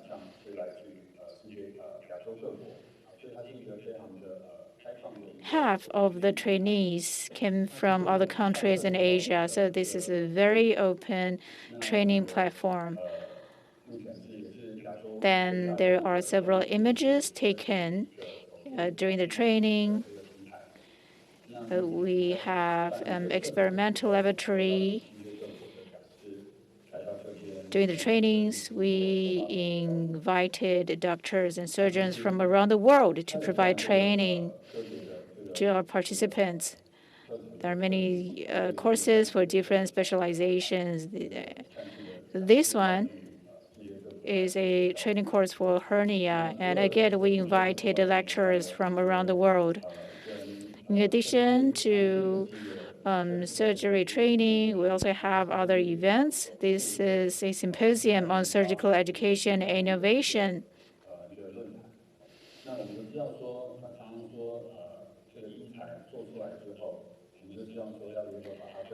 Medical supplies are very useful, but they can be only useful when they are disseminated. So the way we disseminate or distribute these supplies is not through marketing, but through word of mouth, through KOLs who endorse the products. But to win endorsements, of course, we need to organize workshops, symposiums, so that the doctors can learn how these medical supplies can be useful. This is another new training course. Again, this is designed for even younger surgeons or surgeons to be. This one you see is a summer camp for minimal invasive surgery organized specifically for high school students. We invited doctors from different specializations so that the students know which clinics is doing what, and they also get to understand the process of minimal invasive surgery. We organize around 100 workshops a year. About 200 people are trained at our center. Throughout the years, more than 15,000 medical professionals have been trained at our center. From the head to toe, we have training for OB-GYN or neurology and many other disciplines. So in addition to providing the training, I think there's another example of collaboration with France. That is on the development of medical technologies. I think France understood quite early on that in the future, surgeries need to be less and less invasive so that patients can recover more quickly. To do that, AI, big data, navigation systems can all be very useful. These technologies together can reduce the errors of surgeons. And this is a blueprint from years ago. Just like a movie scene, when a patient is on the bed, the computer will analyze the patient, and the robotic arms will then perform the surgeries with minimal wounds. I think many technologies are being developed to achieve this. For example, preoperative medical imaging and digital twin generated by an AI, and so on, are two examples, so that the computer and the human doctors can work together to analyze the lesion and then provide treatment. Robotics can perform the treatments, and X-ray or ultrasound can also be applied to such surgeries. Some other imaging equipment is required so that during the operation, analysis can be made real time to verify how the surgery has been going. Tracking devices are also used throughout the entire procedure. And all of these technologies are being developed quite aggressively. But then in Taiwan, how do we focus these efforts of research and development to enable the industry in Taiwan? Well, Taiwan is very strong in manufacturing electronics and semiconductors. Taiwan is internationally known for such manufacturing capacity. We're able to manufacture a product to cater to different industries, but how do we make the world understand that we're able to also produce high-end medical equipment? That's important. Since 2017, we began to organize BEST, which is a seminar on innovative medical devices or equipment. It's a 5-day course, including business plans and how engineers work with surgeons to conduct dialogues. So through design thinking, brainstorming, prototyping, and the final presentation, it's a 5-day intensive camp to train young people and young talents to build up the talent pool in Taiwan. This is one of the pictures of the training. It's 2020. So we don't get to have foreign speakers or trainers. Before the pandemic, we were able to invite trainers and engineers and even entrepreneurs from various countries, including Israel and some other countries, to share with us. The students we also make some spaces for foreign students to join. However, because of the pandemic, we began to involve more local engineers and experts, as well as medical students, doctors, people who are interested in starting up their own businesses to join the seminar. It's been 5 years for us to organize the workshop. We're able to group a group of people together, people who are passionate about starting their businesses. We also get to bring together companies and organizations who are interested in this area. We also work with some incubators as well as Taipei Medical University in this area. So BE is an accelerator focused on medical devices and healthcare provision. So we collaborate with BE and Taipei Medical University. So the way that we collaborate is quite interesting. BE has a lot of investors' resources. BE also has a presence and experience in both Taiwan and overseas markets. So they are able to align with the international community. So lots of complementary efforts there. And in other countries, sometimes healthcare system faces similar challenges. They need to evaluate or invest these opportunities or to engage in clinical trials. But startups usually don't have too much experience in terms of how to communicate with the doctors. When doctors are talking to startups, doctors may not be able to talk to these startups patiently because they're used to working with large pharmas. So as a startup, how do you engage with the doctors? That's where the accelerator can help. Basically, the accelerator can bridge the gap between the hospital and the startup. This is one of the accelerator campaigns, and we have a demo day for these students to showcase their results. We also enable the doctors or the superintendents and investors to know about their offerings and products. And we're very happy to work with the Institute of Biotechnology and the Medicine Industry. It's a very important semi-government organization. Its focus is the healthcare industry and high-tech industry.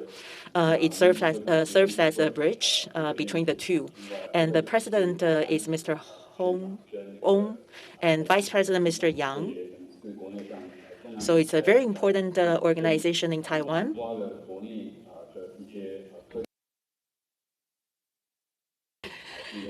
So they work with lots of important high-tech players and healthcare players. I believe that in terms of biotech development, Taiwan needs a lot of support and guidance. Avida is a management and consulting company. Medical devices in Taiwan still need a lot of support. So Avida is a consulting firm focused on medical devices and equipment. and a few other institutions where we have a collaboration. Summit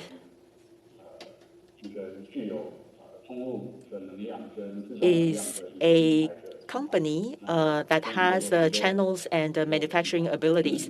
Summit is a medical device maker, and in very short periods of time, Summit is able to come up with a high-end medical equipment. So within 3 years, they're able to make it and get the approval from TFDA. The founder and the professional team includes experts in channels and regulatory experts, as well as experts in manufacturing. So in such short period of time, they're able to come up with a very wonderful outcome. This is one of their subsidiaries, which is called a Qmit catheter. It shows that they're dedicated to the manufacturing of high-end catheterization. So basically, it's a world-class CDMO. So CDMO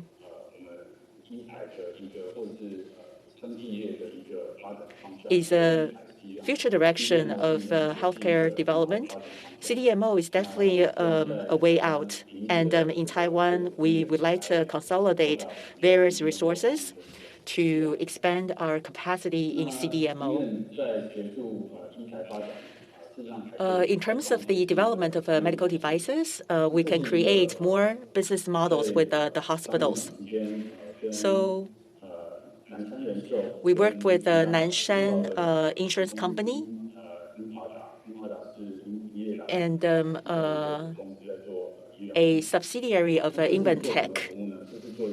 What we're doing there is to provide remote health management. It's a three-party collaboration. So at Chwan, they do remote blood pressure and blood sugar measurements.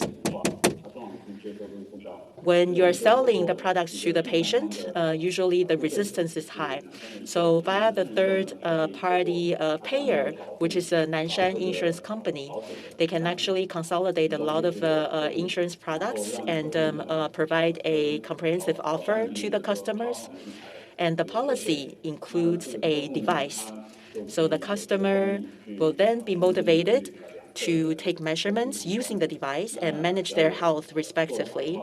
So once they're done, there's also some external incentives to encourage them continuously doing so. So for remote healthcare, this requires a back-end platform and a team of medical professionals for health management. Otherwise, it's just a medical device, a machine. And if the patient sees that there are deviations of the measurements or there are abnormalities, they wouldn't know what to do, which is why a team of experts is very important as well. So the hospital provides services, and Nanshan Life Insurance provides reimbursement and coverage. So this is a rather new business model. NHIA, we always ask if there's a NHIA coverage or reimbursement. But for startups, it's hard to get reimbursed by NHIA. So Nanshan kind of fills the gap and creates this benign cycle so that people are able to get better coverage and better services. For the success of medical devices, we definitely need investors. We also need doctors and engineers to create products that fit the needs of the scenario. We also need the manufacturing industry to produce the products. There's also healthcare systems that need to be involved to guide the R&D of the devices. So through this kind of a collaboration, we're able to bring the devices or bring our R&D into the market. In this process, we also established a venture capital company led by a hospital. This is rather new. We're going to make investments in startups. We can help with fundraising and clinical trials, as well as international networking to link with international resources. So lots of developments. And my father, 50 years ago, when founding the hospital, knew about these activities. And he was very supportive. And I think the biggest thing for the hospital in terms of revenue is to help patients be healthier. So in 1970, he began this magazine of Chwan Hospital. And in the very beginning, he said that we would like to contribute to society using our medical knowledge and medical resources. And Chwan is going to be the center or the hub providing medical services. And we're going to meet international standards. And we are going to become the Mayo Clinic in Asia. And we know that Mayo is one of the top-notch hospitals in the U.S. So 50 years ago, my father already had the vision.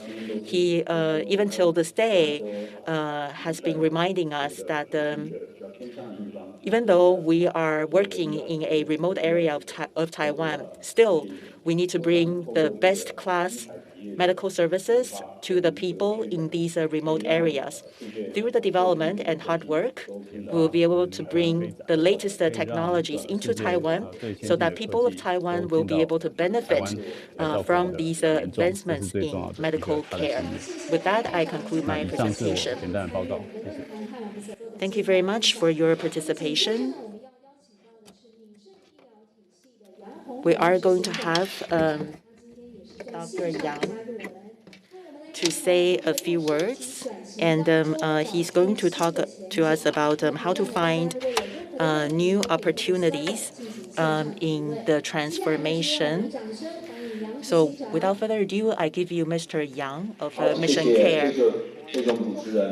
Thank you so very much. I'd also like to thank all the people in the event, and also Dr. Huang, my very good friend. So nice to see you here. My honor and privilege to talk to you about the transformation process of the hospital. The organizer is making a great arrangement. Even though I am a few years older than Mr. Huang, but Mr. Huang's father and my father actually went to the same medical school. They started their businesses almost the same time. One is based in central part of Taiwan. The other is based in Taoyuan. So very good brothers. One working in each area respectively. They exchange ideas very often. And because of the different environments and different thinking, but again, we can definitely learn from each other, and lots of obstacles and lots of hard lessons that we can leverage from each other. For my topic today, it's about upgrading and transformation, identifying the new future. My father, Dr. Ming-sheng Yang, established Ming-sheng in 1970s, and he started as a clinic and then gradually became a local community-based hospital and then a chain hospital. In the recent 5 years, we started as a hospital for acute care and then gradually expand. In the first picture, you get to see that Mission Care recently had the opportunity to acquire a hotel in Taoyuan. We're trying to build a new style of a health care provider. Since the COVID began, COVID reshaped the hospitals. It also reshaped the patient-doctor relationships. I'm sure you're all quite aware of it. So Ming-sheng now has 3 hospitals. We also have pharmacies, more than 100 pharmacies. And in terms of point of care, that's the point of care provision. So Sheng Hong was established in 2011, and it was one of the first publicly traded companies because back then hospitals were not allowed to be traded publicly. So with that company listed, we could have more flexible strategies. And then we acquire President Huang's businesses and continue the development on the platform. We also have chain drugstores. And we also have mask-making teams and pandemic prevention teams. So from a hospital to health checkups to chain drugstores and then e-commerce. So it might be very diversified, but I'll share with you our experience along the journey.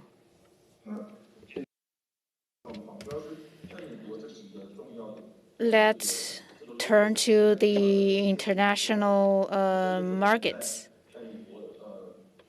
In 1990s, I studied in the USA. I work at the Tenet system. And when I came back to Taiwan, I tried to put the American practice into our system. I think you don't. I think you know that there are large chains of pharmacies in the USA.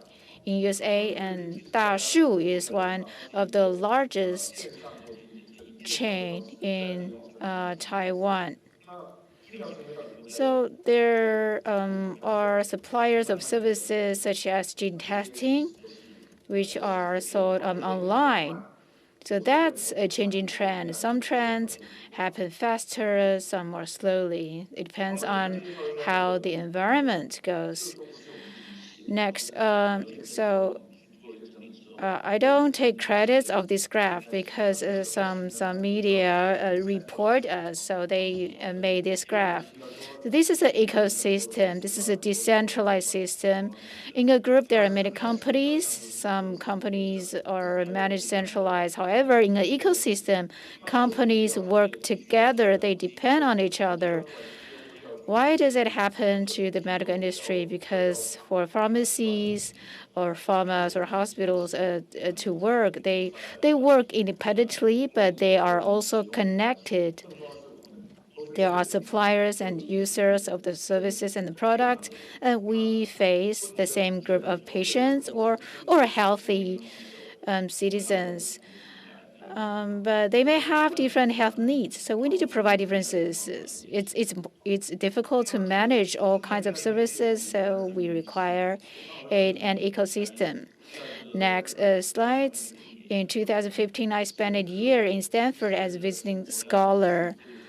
I live in the West Coast. And after coming back, I tried to bring the ecosystem back to Taiwan from the Silicon Valley so that we can continue to push for the evolution of the medical industry in Taiwan. There are several important elements in an ecosystem. Basic research in the Silicon Valley has been brought to the market very quickly. So on the soil of Silicon Valley, startups are able to grow results very quickly. I think that's a really good lesson to learn from. And capital is the most basic element. Education, infrastructure, government policies are all important, and the innovative culture as well. And in Taiwan, from Taipei to Taoyuan to Hsinchu, we do see an ecosystem, well, in a geographic system, because the Hsinchu Science Park is the powerhouse of semiconductor chips. Taoyuan is where the international airport is, and Taipei is the largest city in Taiwan. So this is a good ecosystem. I think that ecosystem will be really helpful for the medical industry because it encourages diversity and to create a culture to thrive together. So it's not necessary to depend on centralized management. And instead, companies can work together and complement each other. There are medical suppliers, pharmacies, and we operate physical checkup clinics in Hsinchu because there are many young people over there. Young people don't go to clinics because they're sick, but they need to maintain their health. So we cover about 150,000 workers in Hsinchu and watch out for their health. So why do we started our e-business? Because we're seeing a trend of physical checkup 2.0. We want to move from early warning to prevention, because if we are able to start earlier, we're able to prevent the diseases for even emerging. And we work with a digital transformation company called Yidian. I will come back to that later. In Taoyuan area, we built an ecosystem. We had integration. So from regional, we go nationwide, and we also plan to go to the international markets. Next slide. Next month marks the 47th years of our system. And 50 years ago, my father created our first clinic. After that, starting from 2011, we started to move faster and become more diversified. So we cover different kinds of businesses, but that makes management more challenging. By 2020, we started to engage ourselves in e-commerce.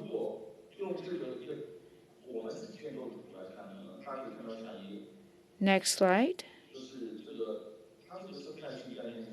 This is an ecosystem. On the x-axis is the continuum of care. 不好意思，目前频道有杂音。There is some noise in the background.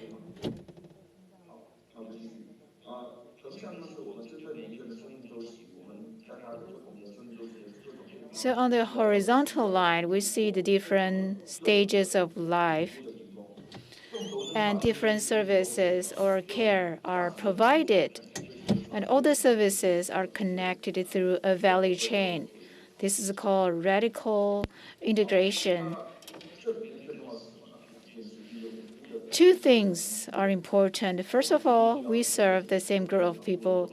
For pharmacies, drugstores, or e-commerce, we serve the same group of people, not only patients, but other consumers. And the data we collect is very valuable for data mining in the future. Their visitation and behavior and so on can help us to understand their future needs. So we build a prediction model. In the past, it seems that all the best students went to study medicine.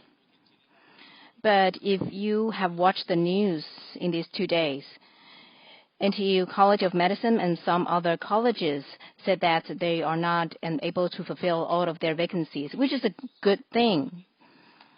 Because in the past, students went to study probably not because they want to help patients. In many cases, they simply wanted to live up to their family's expectation or the traditional values. And nowadays, some graduates said that I thank my parents for not forcing me to study medicine or EE, which is a great thing because I believe that we need such diverse values so as to facilitate interdisciplinary integration and more innovation. So our goal internally is to facilitate digital transformation. We cannot do this by ourselves. We have to rely on external partners. So we have to rely on the electronics industry in Taiwan. We have top 10 or 20 companies in that industry which perform very well. And the combination of electronics and healthcare industry will be able to bring a new generation of companies, but this hasn't happened. And we've been discussing why. I think this is the Needham's grand question for Taiwan.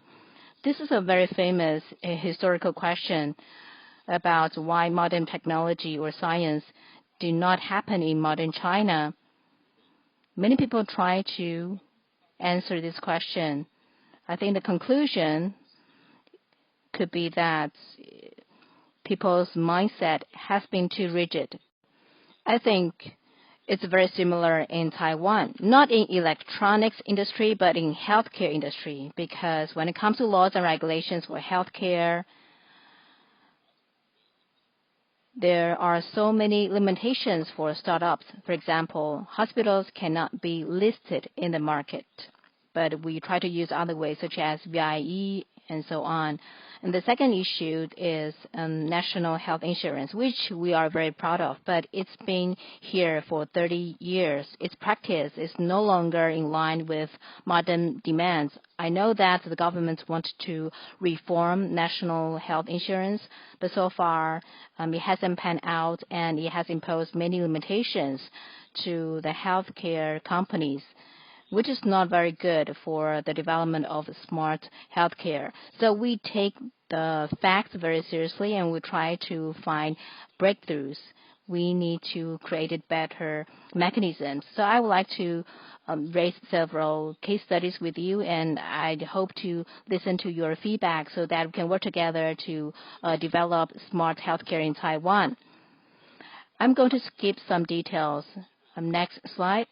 Well, I think speech input technology is very advanced right now. It was not very accurate 20 years ago, but now every day I use speech input to control Alexa. Another thing is electronic medical records, which was manually input in the past, but now speech input can be used to create EMR, and it can also facilitate further analysis. Next slide. On slide 24,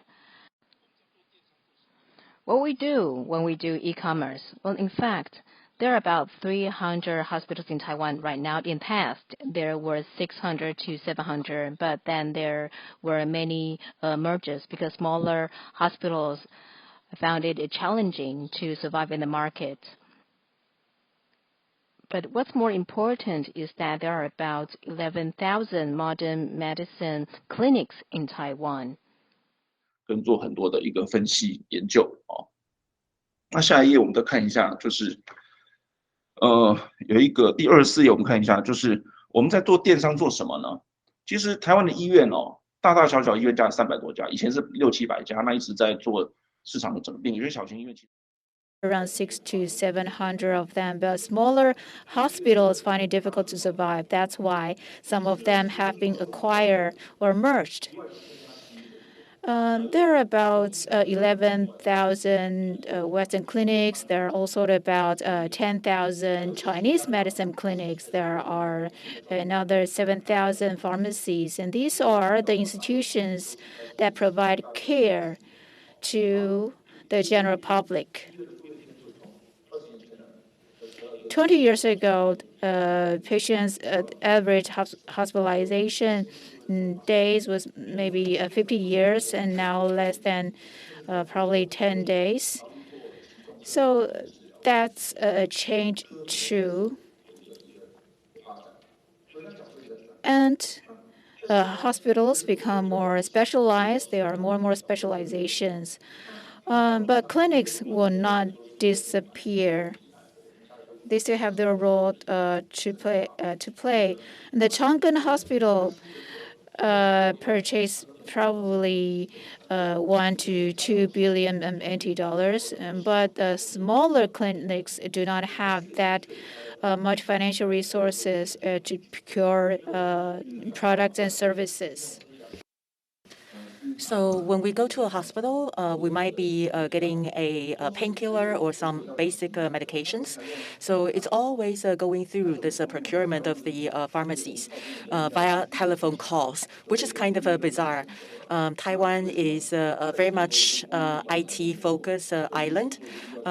However, the supply chain is pretty slow and backward in terms of IT enablement, which is why we are trying to facilitate a smart procurement.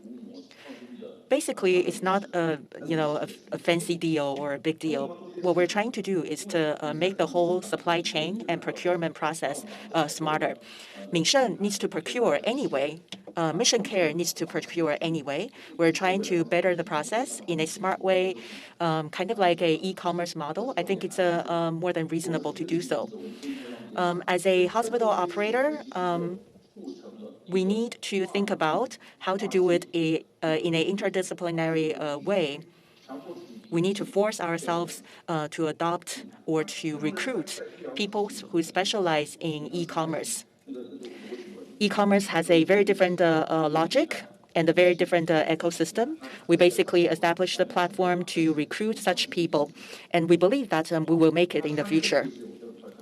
Very quickly, just to show you a few slides. There's 23 million people in Taiwan who takes care of everybody's daily health on a daily basis. Basically, these are the clinics. And each clinic needs to interface with more than 200 vendors. So how do they compare the prices and then make smart procurement decisions? This is something that can be addressed by AI platform. So altogether, if we can integrate the procurement of all these clinics, and then we can have a very large amount and very large negotiational power with the suppliers. But of course, drug companies may have some opposition, but basically, I think it's a smart approach to do so. A few examples for you, things that we have achieved so far. For e-commerce, I'll just stop here. The idea is very clear. And basically, it's a B2B to C. So through point of care, we will be able to benefit the general public. And market size shown here in numbers for each and every hospital, whether it's large or small. For medical centers, it could be 10 or 20 billion every year. And they're negotiating with the NHIA. And the whole process may not be very easy. And the scale is 20 to 30 billion. And a small market like Taiwan, I don't think it's only about scale, but also about how you operate in the current market size and identify the new opportunities. I think that's something that we need to think about. So business models are far more important than the final products or technology. And I think for medical device providers or hospital operators, it's something that we lack of, which is innovative thinking. Another example is about health checkups.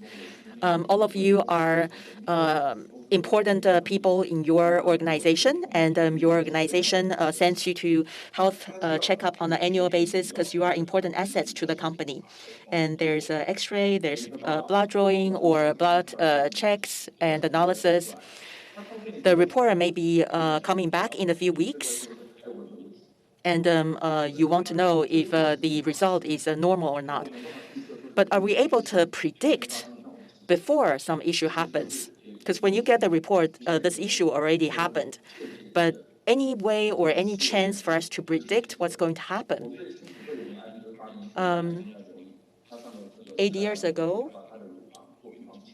Angelina Jolie took her breasts in a predictive way. So she took this preemptive approach to remove her breasts because from the analysis, she learned that there's a very high chance for her to get breast cancer. So she took some proactive actions. So with this new model, the role of a physical checkup will definitely change. Physical checkups are the same, but we're going to operate it in a new business model, and we can use saliva, non-invasive measures to take measurements. And we know that in terms of the examination of COVID-19, we don't even need the health professional to perform the test. So now we're able to change the idea and then to have innovative business models and then have a brand new approach to perform these examinations. We can sell these services online. We can even sell our services in overseas markets. So that's the direction that we're going toward in the area of precision health. Why is this precision? I think it's from precision healthcare. Professor Pan Yang is a worldly renowned scholar. He knows that for cancer treatment, it's now always about target therapy. We use genetics analysis to identify the most effective medicine to have a target therapy. So precision is everything. Which is why precision management needs to be adopted. So through genetic analysis, we're able to identify a specific disease profile for each and every patient. And then we can customize the treatment for each and every patient. Let me give you an example. Endoscopy, some people are afraid, so they don't do that. But maybe genetically, these patients are highly inclined to have these conditions. So there might be discrepancies for those who have the direst need to do the checkup, but they are afraid to do so. But then a lot of people who may not incline to this disease are doing a lot of these checkups. So a lot of, for example, treatment or procedures may not be working for people who have lung cancer because there's a lack of understanding of their physical composition. So physical checkups are the same, but we're trying to transform that with new business models. I can even sell genetic tests in YesNet or Yes Pharmacy. In the past, hospitals and drugstores are separated. But now, because of the change of the business models and new technologies, we're able to bring the two together in an integrated way to create a comprehensive medical ecosystem. A few examples. Page 55, please. So these are the traditional checkups, for example, blood work, imaging. So what do you get? It's not no answer. So when I ask my doctor, what's going to happen to me in the next 5 years, the doctor wouldn't be able to answer your question. The doctor only gets to know what's happening to you the moment you're receiving the examinations. However, because of the genetics analysis, very quickly we will be able to answer that question. So this predictive model is now being applied in a lot of business models and quite mature, especially in the e-commerce area. And in terms of the application, please turn to page 56 and 57. A simple example to tell you that everybody's changing. You might still be very much focused on customer satisfaction survey, but now the West is shifting to the area of experience or patient experience. Experience is already replacing satisfaction. Very simple. The same doctor, Dr. Yang, I saw 2 patients with the same condition, the same prescription, the same intervention. However, these 2 patients may have very different feedback because your subjective expectations vary. So this might be misleading and distorting, or we have campaigns in the hospital to improve nurse-patient relationship. But patients may not be focused on that. Patients want to be cured. Some doctors are mean, but still he or she has a lot of patients because the doctor is simply good. So you don't always know the expectation of the patients. So through this transformation, we're shifting from satisfaction to experience. There's a lot of parameters that need to change accordingly. For example, have a smile on your face And that can be replaced by professional confidence. You don't have to smile all the time, but you are reassuring to your patients. You may not be perfect with your attitude, but of course, there has to be a limit. You shouldn't be mean to your patients, but you don't necessarily have to smile all the time. But if you can perform or show your professionalism in a friendly way, then that's good enough. So once the medical journey is completed, or just like Uber Eats or Food Panda, once your food is delivered, the user may rate you a 5-star or something. So in the new economy or e-commerce, it's already a commonly adopted system. Now we're trying to adopt the system into the healthcare system, but which raises a lot of concerns from the healthcare professionals because working with patients, these medical professionals are under a lot of stress. Now, this rating system seems to be adding more stress to their work. But I think still transformation is necessary. This change is a must. And we're trying to also approach long-term care. We try to identify Trivago is a place for you to find hotels. And now we can have a ALTC for you to find long-term care facilities. If you have elderlies at home, how do you find proper facilities for them? Sometimes it's hard for you to get one. There's no hotels.com or Airbnb for you to search for availabilities. So again, an issue of a business model. The market size is about 4 to 5 billion NT dollars. So very big scale, way bigger than community clinics or community hospitals. So we're trying to combine the business model of e-commerce to provide our care and then transform ourselves. I only have 3 minutes left. Just to review, Mission Care started as a surgical clinic, and then we're becoming a chain of 4 hospitals. But now we're trying to build a smart healthcare city. We're trying to integrate with international partners and vendors. We're involving them as our advisors and consultants to create the new competitiveness of Taiwan, which is the combination of healthcare and ICT. And this shouldn't be only talked about in a once-a-year trade show. We need to actually implement it in our day-to-day practice. In terms of pandemic control or market services, we're now pretty much occupied by all these works. Our hands are tied.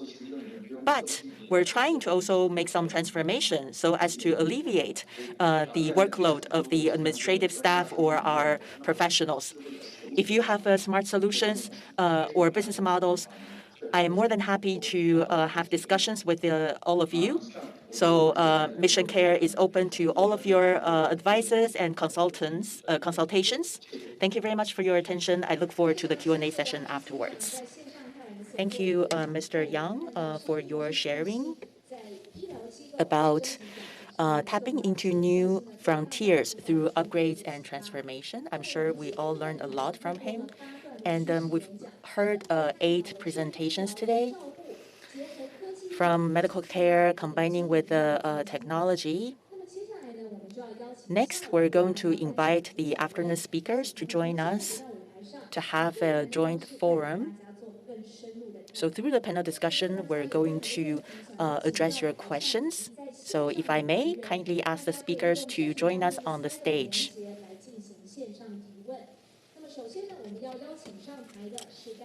We're going to first have the moderator, Dr. Tang Huang of Taiwan Digital Health Industry Development Association. And I would like to invite the panelists to join us on the stage. Mr. Huang, Mr. Lo, please join us on the stage. In the meantime, Dr. Huang of Chwan and our representative from Shih-wei will join us remotely online. So without further ado, I'd like to give the floor to the moderator. Good afternoon to the speakers online and on-site, dear participants. Good afternoon. I am the Vice Chairman of Taiwan Digital Health Industry Development Association. This association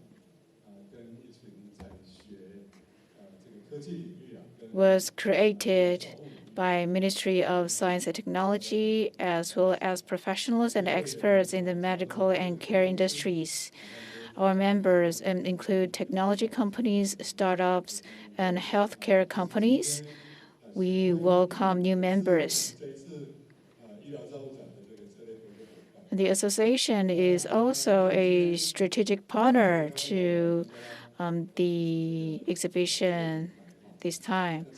It's my pleasure to serve as the moderator of this session.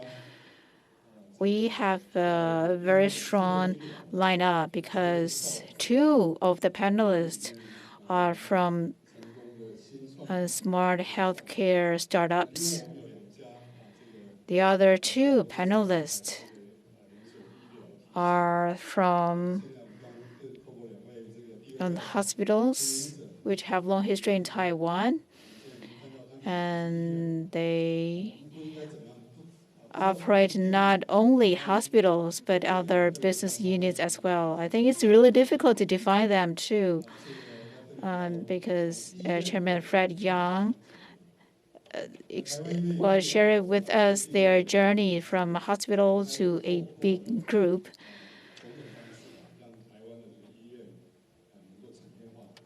I think many hospitals in Taiwan now are able to transform their business models and generate different sources of income. And Mission Care is one of the best examples. In the past 3 decades, technologies, including ICT technologies, play a big role in integrating the medical industry with other disciplines. We do see that the expectancy of people started to extend. And I think the organizer recently just helped publish a book discussing the phenomena that people are hitting 100 years old. But with that trend, this is a great opportunity for the healthcare industry in Taiwan to transform and upgrade. And today we talk about technology, unmet needs, and innovation. So the topic of this panel is Beyond the Medtech, Embracing the New Start Now. So my first question is on the changes of the healthcare industry with more technologies and with the pandemic, which emerged 2 years ago, also with extended expectancy. I want to ask what your observations are. Do you have any expectations for the future healthcare services?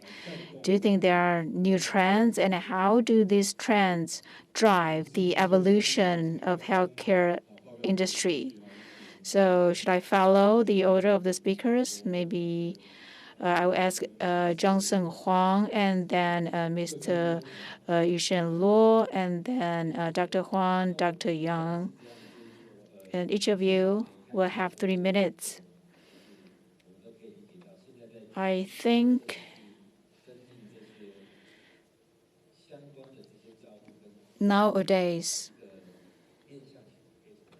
there are so many different sources of learning about healthcare, of getting knowledge and skills. So in the future, I think it is really important to be fast, responsive, and accurate in delivering our services and products. For example, fast, I mean, we should be able to communicate with our patients faster. I think some speakers talk about physical checkup or patients visiting clinics or getting long-term care and so on. These are different services, and how we can interact with the patients faster is important. And in the process of communication, it's not always physical communication. It's not always real. By that, I mean sometimes communication can be virtual. Communication can be achieved through technologies to be carried out online and so on. So registrations and other services now can be all carried out online. That facilitates smart medicine. And what's responsive? By that, I mean we need to respond by collecting a large amount of medical data. The health bank book and the National Health Insurance app are all ways of collecting data. There's also data from the insurance industry. So we need some tools to organize the data. Accuracy, meaning that we should deliver the services and products more accurately. For example, precision marketing is a trend. In the past, a patient might be able to access pamphlets, but those who really need the information didn't necessarily get that information because the pamphlets were put in a certain location. They're not visible to all. So now we need to find a way to deliver the information more easily so that care can be ubiquitous. Next, Mr. Huang, thank you. In the past few years, what's the biggest change? Well, it seems that you have to have a smartphone because you need to scan the QR code in order to enter premises. So during the pandemic, I think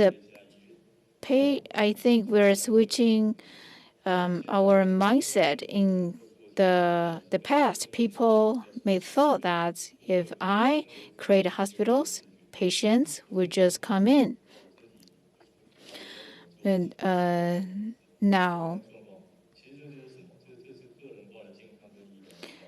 we need to provide more personalized information and care.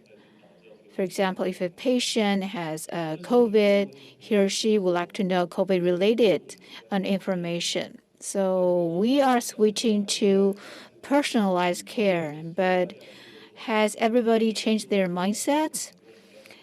When the pandemic wanes, will we see patients going back to the hospitals, or will we see decentralization of healthcare? But all in all, I think digital transformation is definitely a trend and also our direction. Thank you. Dr. Huang from Zhangbing Shouchuan Memorial Hospital, what do you think? I can echo to the previous two panelists. In the past, patient goes to hospitals and listen to what doctors told them. But nowadays, patients expect patient-centered and personalized care. They don't put up to any mistakes. Malpractice, medical mistakes, in fact, are still quite common. I think in an era of digital medicine or for healthy citizens or self-healthy citizens or patients, they still look for the best, the most perfect services in hospitals. So hospitals need to have better integration and customize their medical services for the patient. With the society aging, with the population changing, I think that's a trend that drives transformation. Medical institutions need to work with the startups or technology companies or insurers or payers such as national health and insurance, as well as regulations. Everyone needs to work together. If regulations are not relaxed, the progress will be quite restricted. So I think everybody has to move faster. Thank you, Mr. Yang from Mission Care. Let me start with a joke. When I talk about medical services in Taiwan to foreigners, I always say that, oh, the services in Taiwan are cheap and good. And saying an old lady had an appointment with me but didn't show up because she didn't feel happy to.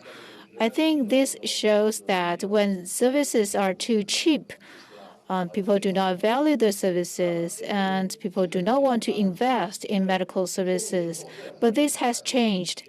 Because with COVID, in the past 2-3 years, people's behavior has been changing. People know that hospitals are no longer that safe. So doctors and nurses now see that in the past, patients go to visit hospitals 14 or 15 times throughout a year on an average. OECD countries paid 7 medical visits on an average. So if we reduce the 14 or 50 times to 70%, that's say to 10 times, maybe hospitals will start to worry because now their business dropped by 30%. But that's what happened in the past 2 years. But a lower amount of visit doesn't mean that the revenue becomes fewer because the price per unit of the service is still high.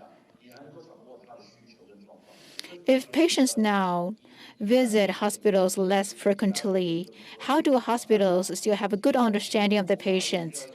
We have to rely on smart medicine. I had this talk with my father.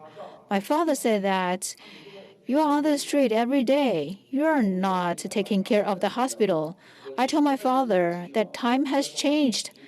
If I have my phone with me, I have the best control of the hospital, maybe better control than you do. I think some speakers mentioned that we now rely so much on mobile phones. It's very powerful, it's very functional, and these functions are going to change how we use medical services. The COVID is here. The COVID has not yet gone, so the behavior hasn't changed. People will continue to depend on their mobile phones or even more, and we need, therefore, leverage smart medicine if we want to generate more income. Thank you. We all want to know what the future will be like for the healthcare industry. I think today we talk about aging society as an important factor, and the other factor is the development of technology. These are two long-term trends, and the other short-term trend is COVID has an impact on our industry. These are all very interesting topics, and we need to, and therefore that's why we have such a panel. So let's talk about technology first. My question for Mr. Huang is Mr. Lo, is that we always say that Taiwan is renowned for its ability in ICT. I'm sure this is world recognized.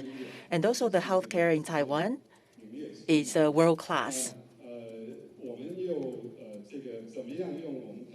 How do we leverage the ability in ICT? Because both of you are working in related fields. How do we use ICT to drive a even better healthcare in Taiwan?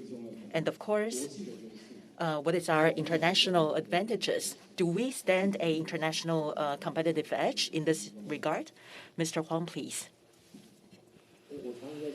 I often think, because I studied engineering when I was a student, I'm always thinking that internationally, we work with a lot of international platforms. I think info medicine is one of the big areas. As I mentioned earlier, Taiwan, because of NHI, a lot of vendors are working in their respective areas. And the application of information in the hospital is also working very well. So I think there is a way for us to leverage each other. For example, lots of hardware vendors and medical devices, integration, and so on. So healthcare integrated with high tech, that's an innate strength of Taiwan. For healthcare, how does the healthcare industry work with the high tech? I think one of the approaches is act fast. If you look at the development of AI, smart medicine, there's more and more needs. However, in a lot of scenarios and cases, everybody's working in silos. Some of them start from zero. But in Taiwan, there's a lot of startups and lots of service integrators. So we can leverage these tools to accelerate the clinics. Clinics have a lot of know-hows. We can accelerate them, and through proper tools, we will be able to provide more innovative, more value-added medical or healthcare experience. Taiwan, in international medicine, Taiwan is trying to expand outside of the framework of NHI. If we were to work with international partners, we definitely need a more flexible framework. For example, Korea is engaged in health tourism. I interviewed a lot of large hospitals. I realized that in the process, they're actually using email to get cases or patients. So information platforms and tools can accelerate and bring more momentum to the platform. So information is just a tool. What's more important is how hospitals utilizes this tool. Mr. Low, please. I think the advantages of Taiwan is ICT, definitely. We have a lot of talents in this area, and many of them are working in Hsinchu Science Park. We don't have too many. Actually, on relative terms, we have fewer people working in the health industry. And Taiwan stands number one in ICT. We have a lot of made in Taiwan devices. Apple phones or iPhones are made by Taiwan as well. So during this period of time, we have so many talents, and we have such great know-hows and capabilities in ICT. However, a lot of large companies in Taiwan, in terms of, they're still working on the integration of software and hardware in healthcare. I think what is unique here is that they make hardware in quantity and then cost down and then sell globally. For example, your notebooks or servers, very similar business model. But for healthcare, it's focused on service. It's labor intensive. So if you make something like a hardware and then you just sell the hardware in quantity and reduce the cost. But for healthcare, it's diversified in small quantity. So many different specialties and a small quantity of demand in each and every specialty. And everybody is working in their own direction, for example, adopting the e-commerce business model. So I'm trying to strike a balance here. We can sell hardwares to the international markets.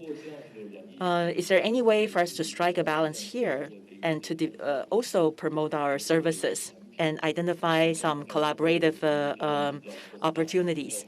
And through our cost-down strategies and good quality healthcare professionals, along with the startups, I think one day in the future, when we talk about it, it might be hard, but I think we still stand a chance to provide a new business model. Yes, ICT in Taiwan. To bring ICT into healthcare is rather challenging in Taiwan. Over the years, everybody's working hard to do this. However, as you mentioned earlier, for the ICT industry, they're used to making large profits out of a large number or large quantity of hardwares, but that doesn't apply to the hospital. The government has a new southbound policy. I'm sure you're all aware of it, including smart transportation, smart towns, and smart hospital. So for ICT to get into healthcare, maybe internationalization is a way. For example, at Chwan and a few large hospitals do have new southbound policies as well. So partnership might be a faster way to achieve success. So we're hoping that ICT in Taiwan can go international. That's something definitely we're looking forward to. Next, I would like to ask our two distinguished hospital operators. So in terms of business management, issues that we encounter in the business arena will definitely show up in the healthcare industry as well. So my question for the two superintendents is that in the transformation process or in the succession plan, you'll definitely encounter a lot of challenges. Mr. Yang, you talked about how you communicated with your father. So could you elaborate on the challenges and how you overcome the challenges? I think there's more than 200, 300 hospital systems in Taiwan. They probably will also encounter similar challenges as you did. So, Mr. Huang, please. Okay, let me start first. Quite interesting question. It's not just about a hospital. I think for any company, in terms of the succession plan, there's always issue or some challenges. Based on my personal experience, I wear many hats. I'm a founder. I am potentially the successor. I'm also a professional manager. So this is about a cultural legacy, because the founder may have his own ideas, and the successor may also have his vision. So in the process of transformation, we definitely need to address every stakeholder's ideas and have good communication. So communication is very important. When you're trying to introduce something new, how do you get the three stakeholders to buy in and maybe some compromises and then bring everybody on the same page? So take steps one step at a time kind of approach. Over the past 1 decade, I am focused on my role as a surgeon. So when working with the new technologies, I, of course, go to other hospitals to facilitate my learning. So back then, I didn't really think about succession. But gradually, when I try to introduce the new startup ideas, I began to work with a lot of management levels of different hospitals, maybe superintendents, my father as well. I need to talk to my father to get his approval and support. My father also gave me a lot of advice. In my hospital, my father probably is the most innovative person in the hospital. Sometimes, he is too innovative to a point that we have to follow him in a difficult way, because we may make a proposal and then he's very supportive and telling us to double the efforts of what we had planned, which is why I think this step-by-step approach is more appropriate. We need to first get the foundation ready and then build up on the foundation and then move forward. Chwan, in terms of scale and resources in Taiwan, is rather somewhat limited, which is why we're hoping to lay the foundation and then move forward. I think in the process of transformation and succession, whether it's a successor or a professional manager, sufficient communication is a must, so that people at every level will buy in and everybody will be on the same page, and we can address all aspects of the process. So that's my comments. Thank you. What about you, Mr. Yang? More than 10 years ago, you sold your father's hospital, and that was a pretty big news. And then again, you make it into some corporation. So could you share with us your experience, please? Yes, thank you. I am very lucky to be able to join the effort of Mr. Huang, Dr. Huang. Our commonality is that we both have a great father, which is a great asset. And I believe in terms of the challenges, I think the biggest challenge is the mentality of the next generation. Sometimes, unconsciously, I would feel, hey, I'm the successor. I need to outperform my father. I need to outperform the previous generation. I want to do something different. I think this is the biggest challenge. A few days ago, I had a conversation with my father. My apologies that I couldn't join you in the venue, but I am in quarantine. So a few days ago, I had this chat with my father about the succession plan. So my story is that I told my father, hey, Dad,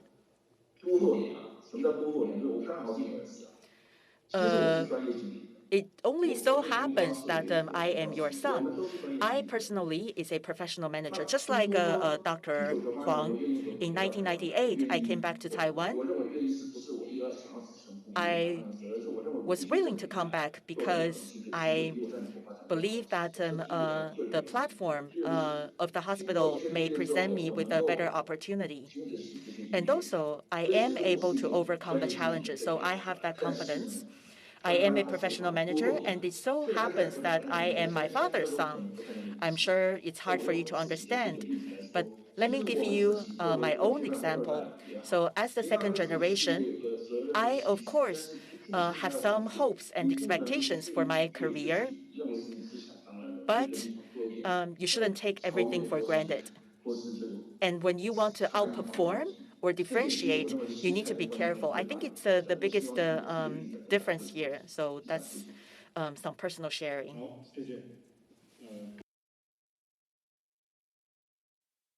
Thank you very much for your sharing. And further to that, I'd like to raise more questions. On this platform, we've been talking about smart medicine, which addresses two areas. Smart is about technology. Medicine is about healthcare. These two areas are highly professional, and the knowledge criteria is very high. So let's talk about cross-disciplinary communication. So my question for the four panelists is that when we're trying to talk to people from different backgrounds or different professions, how do we talk to each other? How do we collaborate? And how do we integrate? So far, I think I've seen a lot of successful examples. Google Health made a lot of investments. They wanted to do smart healthcare. There's also examples of IBM. Many of the attempts actually failed. So what is the strength of Taiwan to be successful? So if I may ask all four of you to make some comments. If I may ask Mr. Huang to start.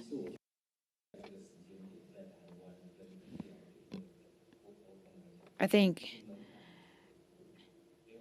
at this time, it's not that difficult to communicate with others because in the past, infrastructure of the hospitals was not strong enough. But now the ICT infrastructure has been greatly improved. And the medical staff now have higher or more competencies in using ICT. So I think the barrier now is not that difficult to cross. Second, there are many accelerators and other resources that can be quite useful. The biggest difficulty for me is the markets. Is the Chinese market a suitable one to allow for the introduction of new technologies in hospitals so that the hospitals can recover their investment in ICTs? Because overall, our healthcare industry is based on the national health insurance, and therefore, of course, there are some limitations. Second, when we talk about exporting the technologies or services, there could be some challenges as well. So I think when we use or analyze data, we need to follow regulations, and there could be some regulatory sandbox for testing first.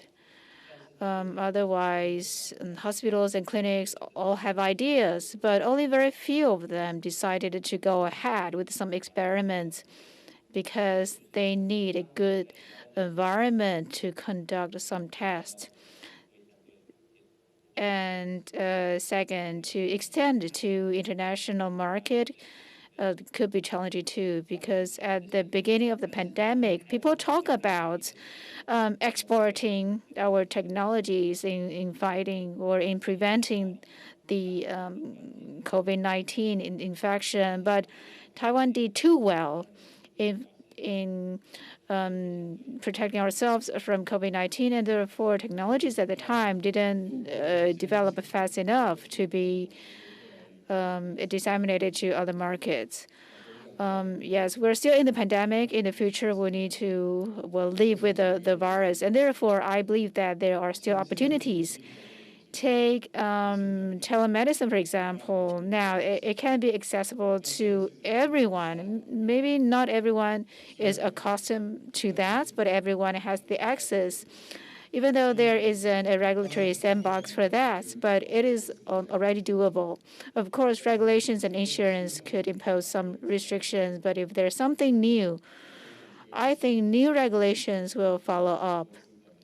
Startups can adopt this perspective. It is impossible for regulations to go ahead of us. Usually, they also catch up with things that already happen.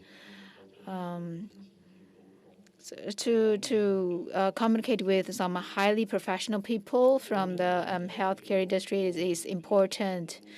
I have an IT background, but I have understanding of the healthcare system because I had a part-time job in the hospitals. So I got to know the hospitals and its system quite early on. I saw many IT directors argue with the doctors. Why was that? Because doctors dislike the software, and the IT CEOs would say that it's a perfect interface.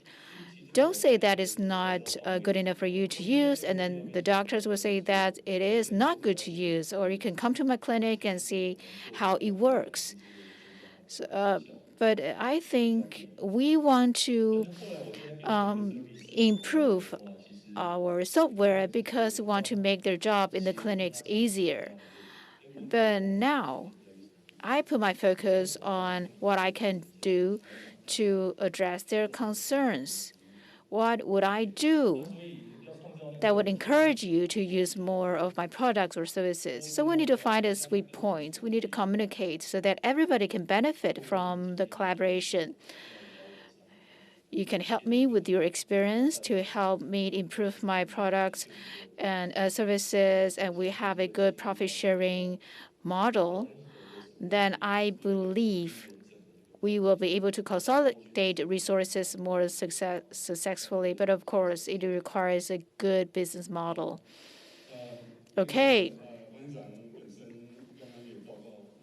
Thank you. And I think Dr. Huang said that Chwan Medical Hospital now owns, or the group owns a smart medicine company. So what's your suggestion to medical startups in Taiwan? I think the previous two panelists already touched upon great recommendations. They talk about some ways of going to the hospitals and communicate with the medical professionals. I agree.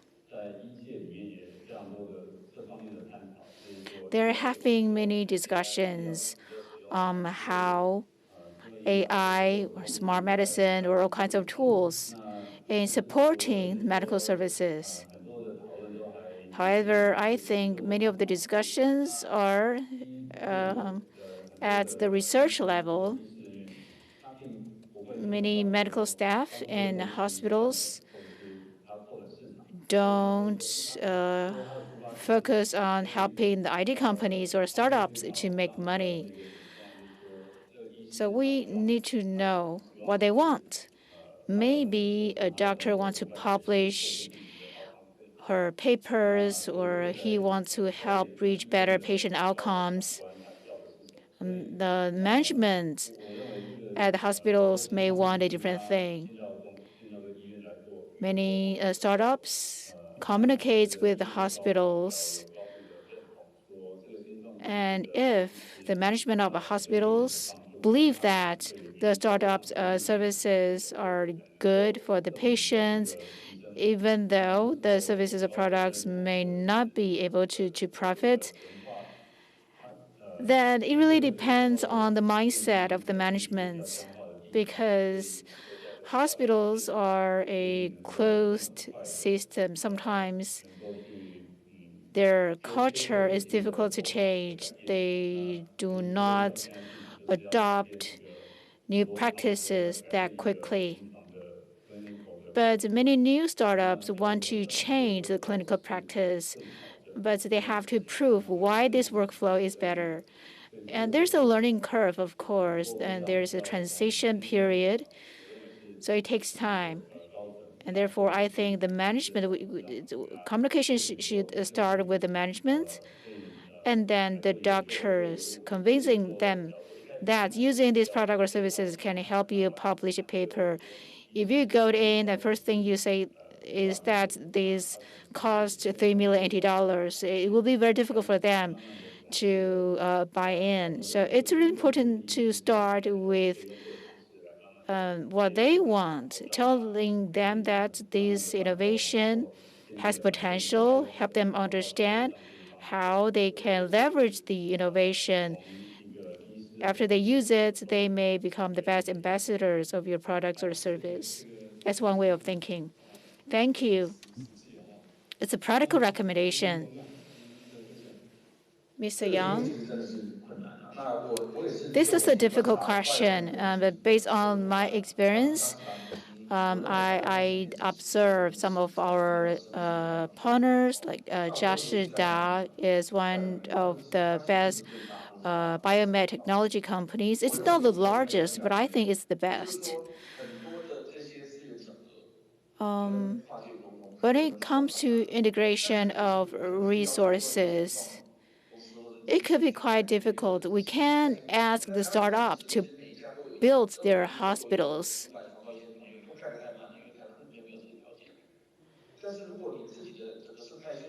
But if there is an ecosystem and the group already has hospitals and beds, and then the fastest approach is the top-down approach, the management may say that, okay, we have the beds, now I want to introduce ICTs. So you need to set up a goal. Okay, I can purchase a space and turn it into a smart medical institution. But to make the institution smarter, you may not able to do it on your own. You may need to outsource. And then you need to define success. You need to define what a smart medical institution is. And U.S. News reports already started ranking smart medical institutions. There are a few in Japan, Korea, Singapore, and one in Lebanon. Taiwan is very strong in the medical industry, and many of the entities are doing smart medicine, but we're not on the list. Why is that? Is it because of our international political realities that they are not considered to be candidates? It's not that. I think it's because the hospitals are already too busy. And the second thing is we need to observe the trend. The ranking I mentioned is not just a random ranking. I think there are some indicators. There is an assessment standard. As far as I know, there are 5 elements. I think I wrote about the 5 elements in an article. Feel free to read it if you're interested. And I believe that we in Taiwan have the solutions, but do the operators of medical institutions in Taiwan see this as a goal to be listed as one of the 100 smartest hospitals? It's impossible to invent something totally new within. So it's important to outsource or to find partners to work with. That's an example I can share. Thank you. I think the vision of building a smart medical city will be a great demo site. Okay, I have another question for Mr. Yang.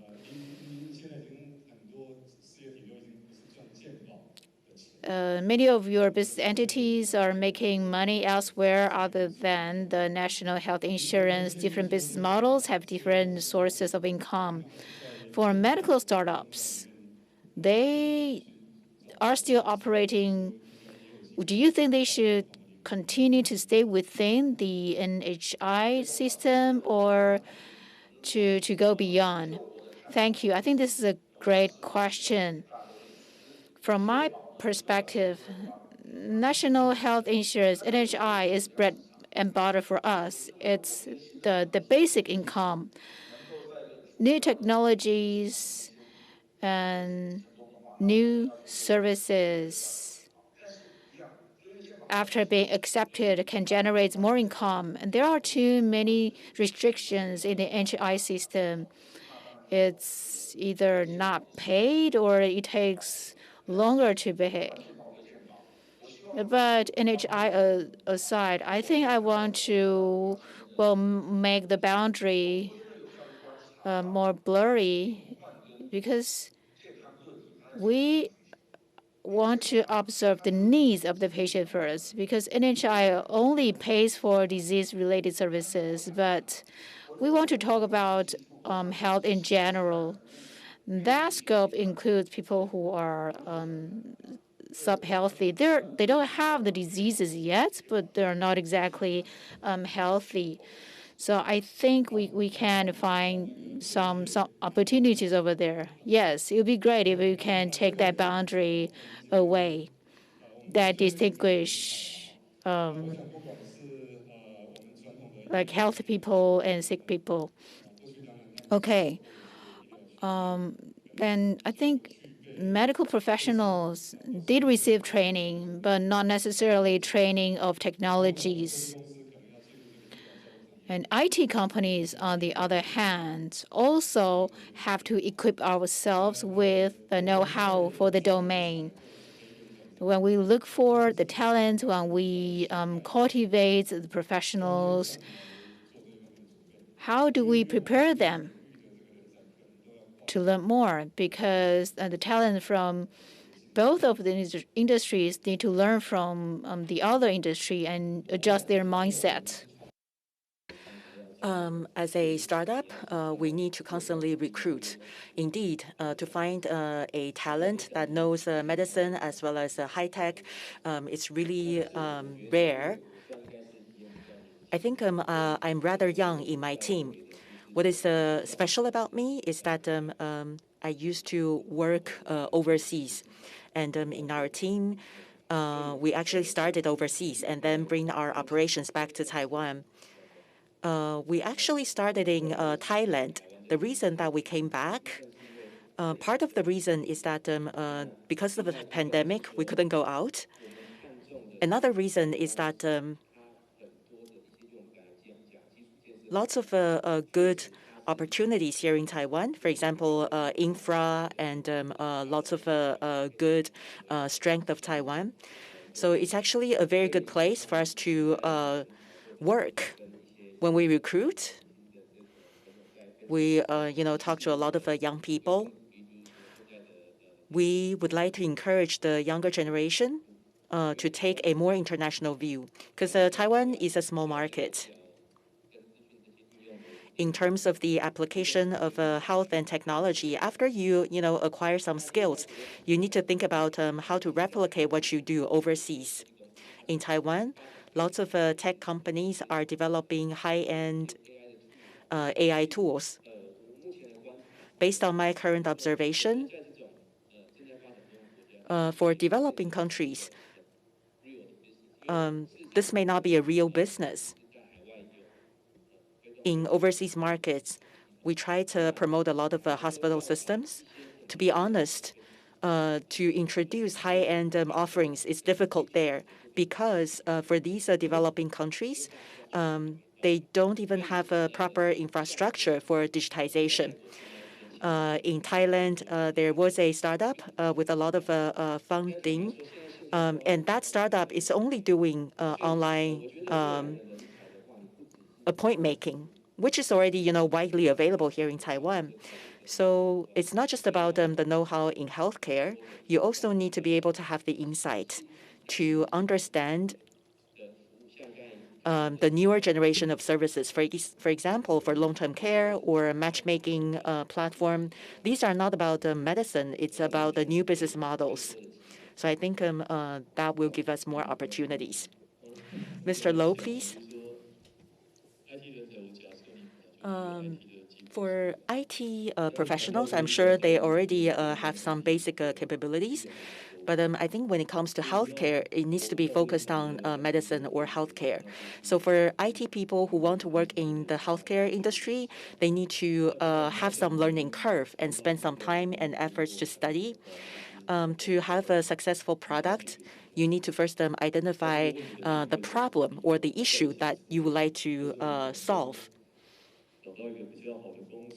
You may be able to identify a mentor or a company to help you find the answer together. Taiwan has a lot to offer. We have a lot of ICT development and wonderful healthcare professionals. And we definitely can leverage the abilities of Taiwan to, as well as the market of Taiwan, to test the water, to test if your product will be successful or not. And IT professional in healthcare, in terms of personality, you got to be resilient, because everybody has their personality. So you need to be passionate about this industry so that the services and products that you design, you want to change people's health or the future of healthcare. So stay passionate. Be resilient. So more sense of mission, huh? Mr. Huang, could you share with us how you encourage the medical colleagues to embrace new technologies and introduce technologies into their healthcare practices? Could you share with us on that? In terms of the interdisciplinary talents, we've been organizing the training workshops for 5 consecutive years, where there are engineers, doctors, get them mingled together with each other for 5 days, giving them difficult tasks for them to produce something out of 5 days to come up with a business model. So in this triangular relationship, we're trying to create something. As one of you mentioned earlier, this person needs to first know why he or she gets into this industry. And of course, we're after business success. However, what are we trying to achieve for the patients or in the healthcare industry? So say if the product has a lot of potential to change the future of health or the way how doctors deliver healthcare, then you'll definitely have a sense of a mission to achieve this. And along the journey, this person needs to know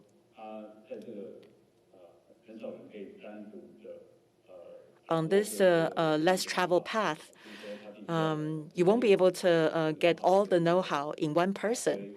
You need to have people who know the manufacturing industry, who know regulation and channels and so on.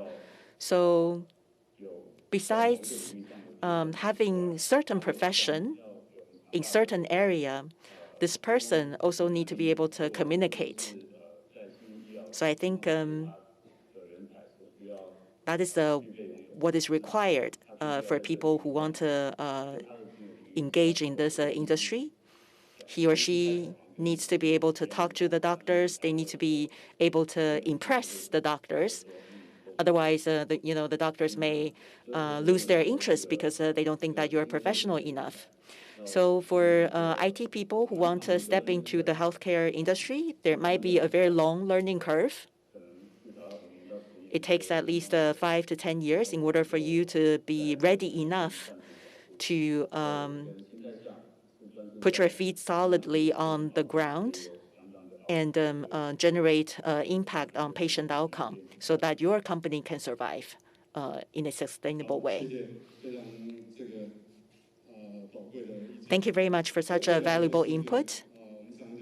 We always say that the future is in the hands of interdisciplinary talents, especially when it comes to the high-tech industry and healthcare industry. So lots of challenges. And patients still are our ultimate target. I very much agree with the previous comments made by the 3 panelists.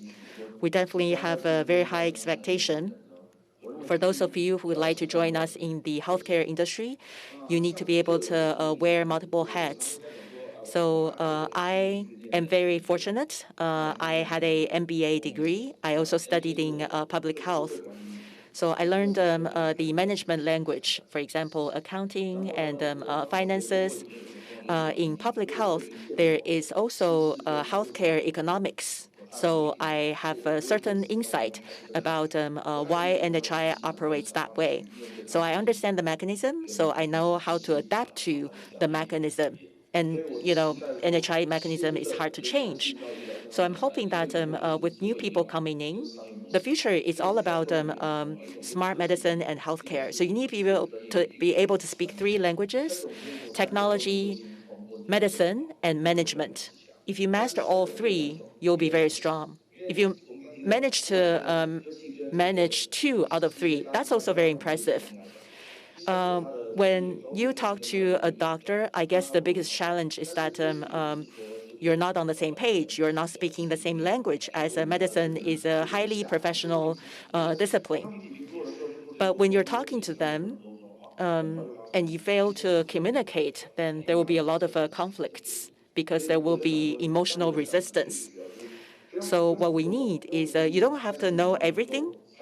However, you need to be able to translate or understand or use a language that your counterparty understands so that communication works. That's my personal experience, and that's also an advice for people who are interested in this area. Thank you very much. We have some time left. We would like to open the floor for Q&A. We have the platform of Slido for QA. So any questions from the audience or any questions from the online participants are welcome as well.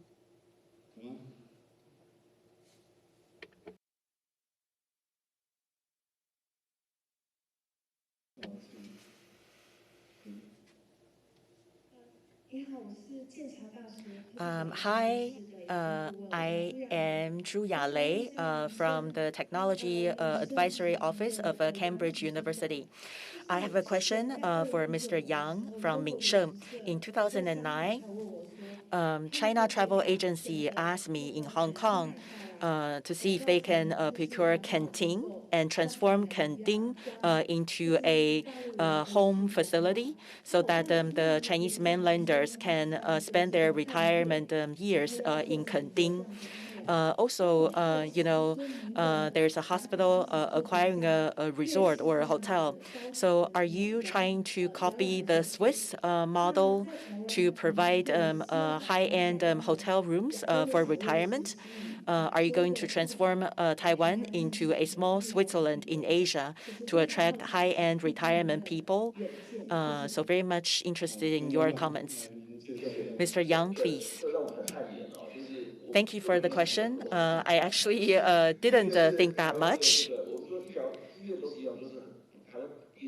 Taiwan is small, and the land is very expensive. Just like Chwan, we are private organizations. We don't have a lot of funding support. So to acquire more land is a challenge for all the hospitals. In Taiwan, in terms of architecture and management, we do have certain quality. And we're trying to transform a hotel into a medical facility. I think it's a new attempt. Your question is very timely. We are also learning from the practices of other countries. We're using this topic to force us to study and learn. And we would like to invite more advices and experiences from the audience. We look forward to that transformation to transform Taiwan into a small Switzerland. Any more questions from the audience? Ladies and gentlemen, good afternoon. I am Song Ziqiao from Sima Technology. Truly grateful for your experience sharing and presentations. I have two questions. One is about telemedicine. One of the biggest challenges for telemedicine, based on my analysis, is twofold. One is cost-wise. Since there's no reimbursement of NHI, so a big burden in terms of cost. So all of them is out of pocket of the users or the patients. So the patients will be hesitant to enjoy the benefits of telemedicine. Secondly, doctors are not able to prescribe or send medicines, even though it's kind of open partially. Still, it's not universal.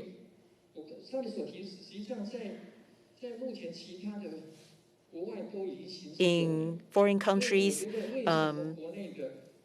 they're able to do that for many years. So what about in Taiwan? Why are we still so slow in telemedicine? I think that's because of these two challenges. So how do we address these challenges? indeed, telemedicine probably is another topic. And maybe if I may ask the two superintendents to address the questions. Okay.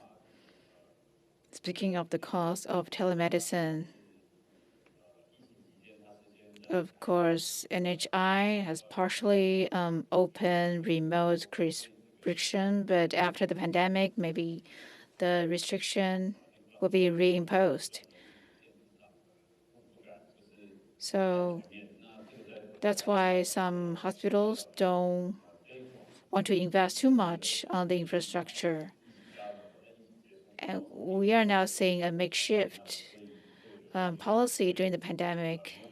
In the future, after the pandemic wanes, maybe patients will start to return to the hospitals. That will be a pity, however, because Taiwan won't be able to move to the next step.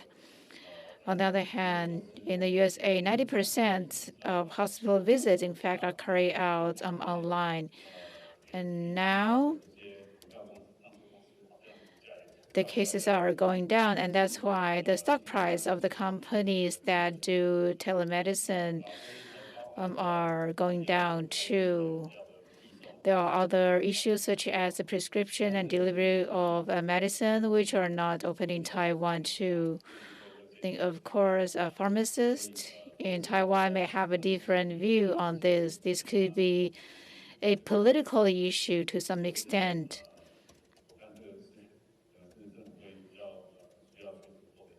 The government will need to do something in order to overcome that obstacle.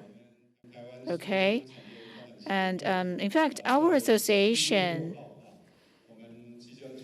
will organize a seminar on the regulations and policies for telemedicine on July 6th.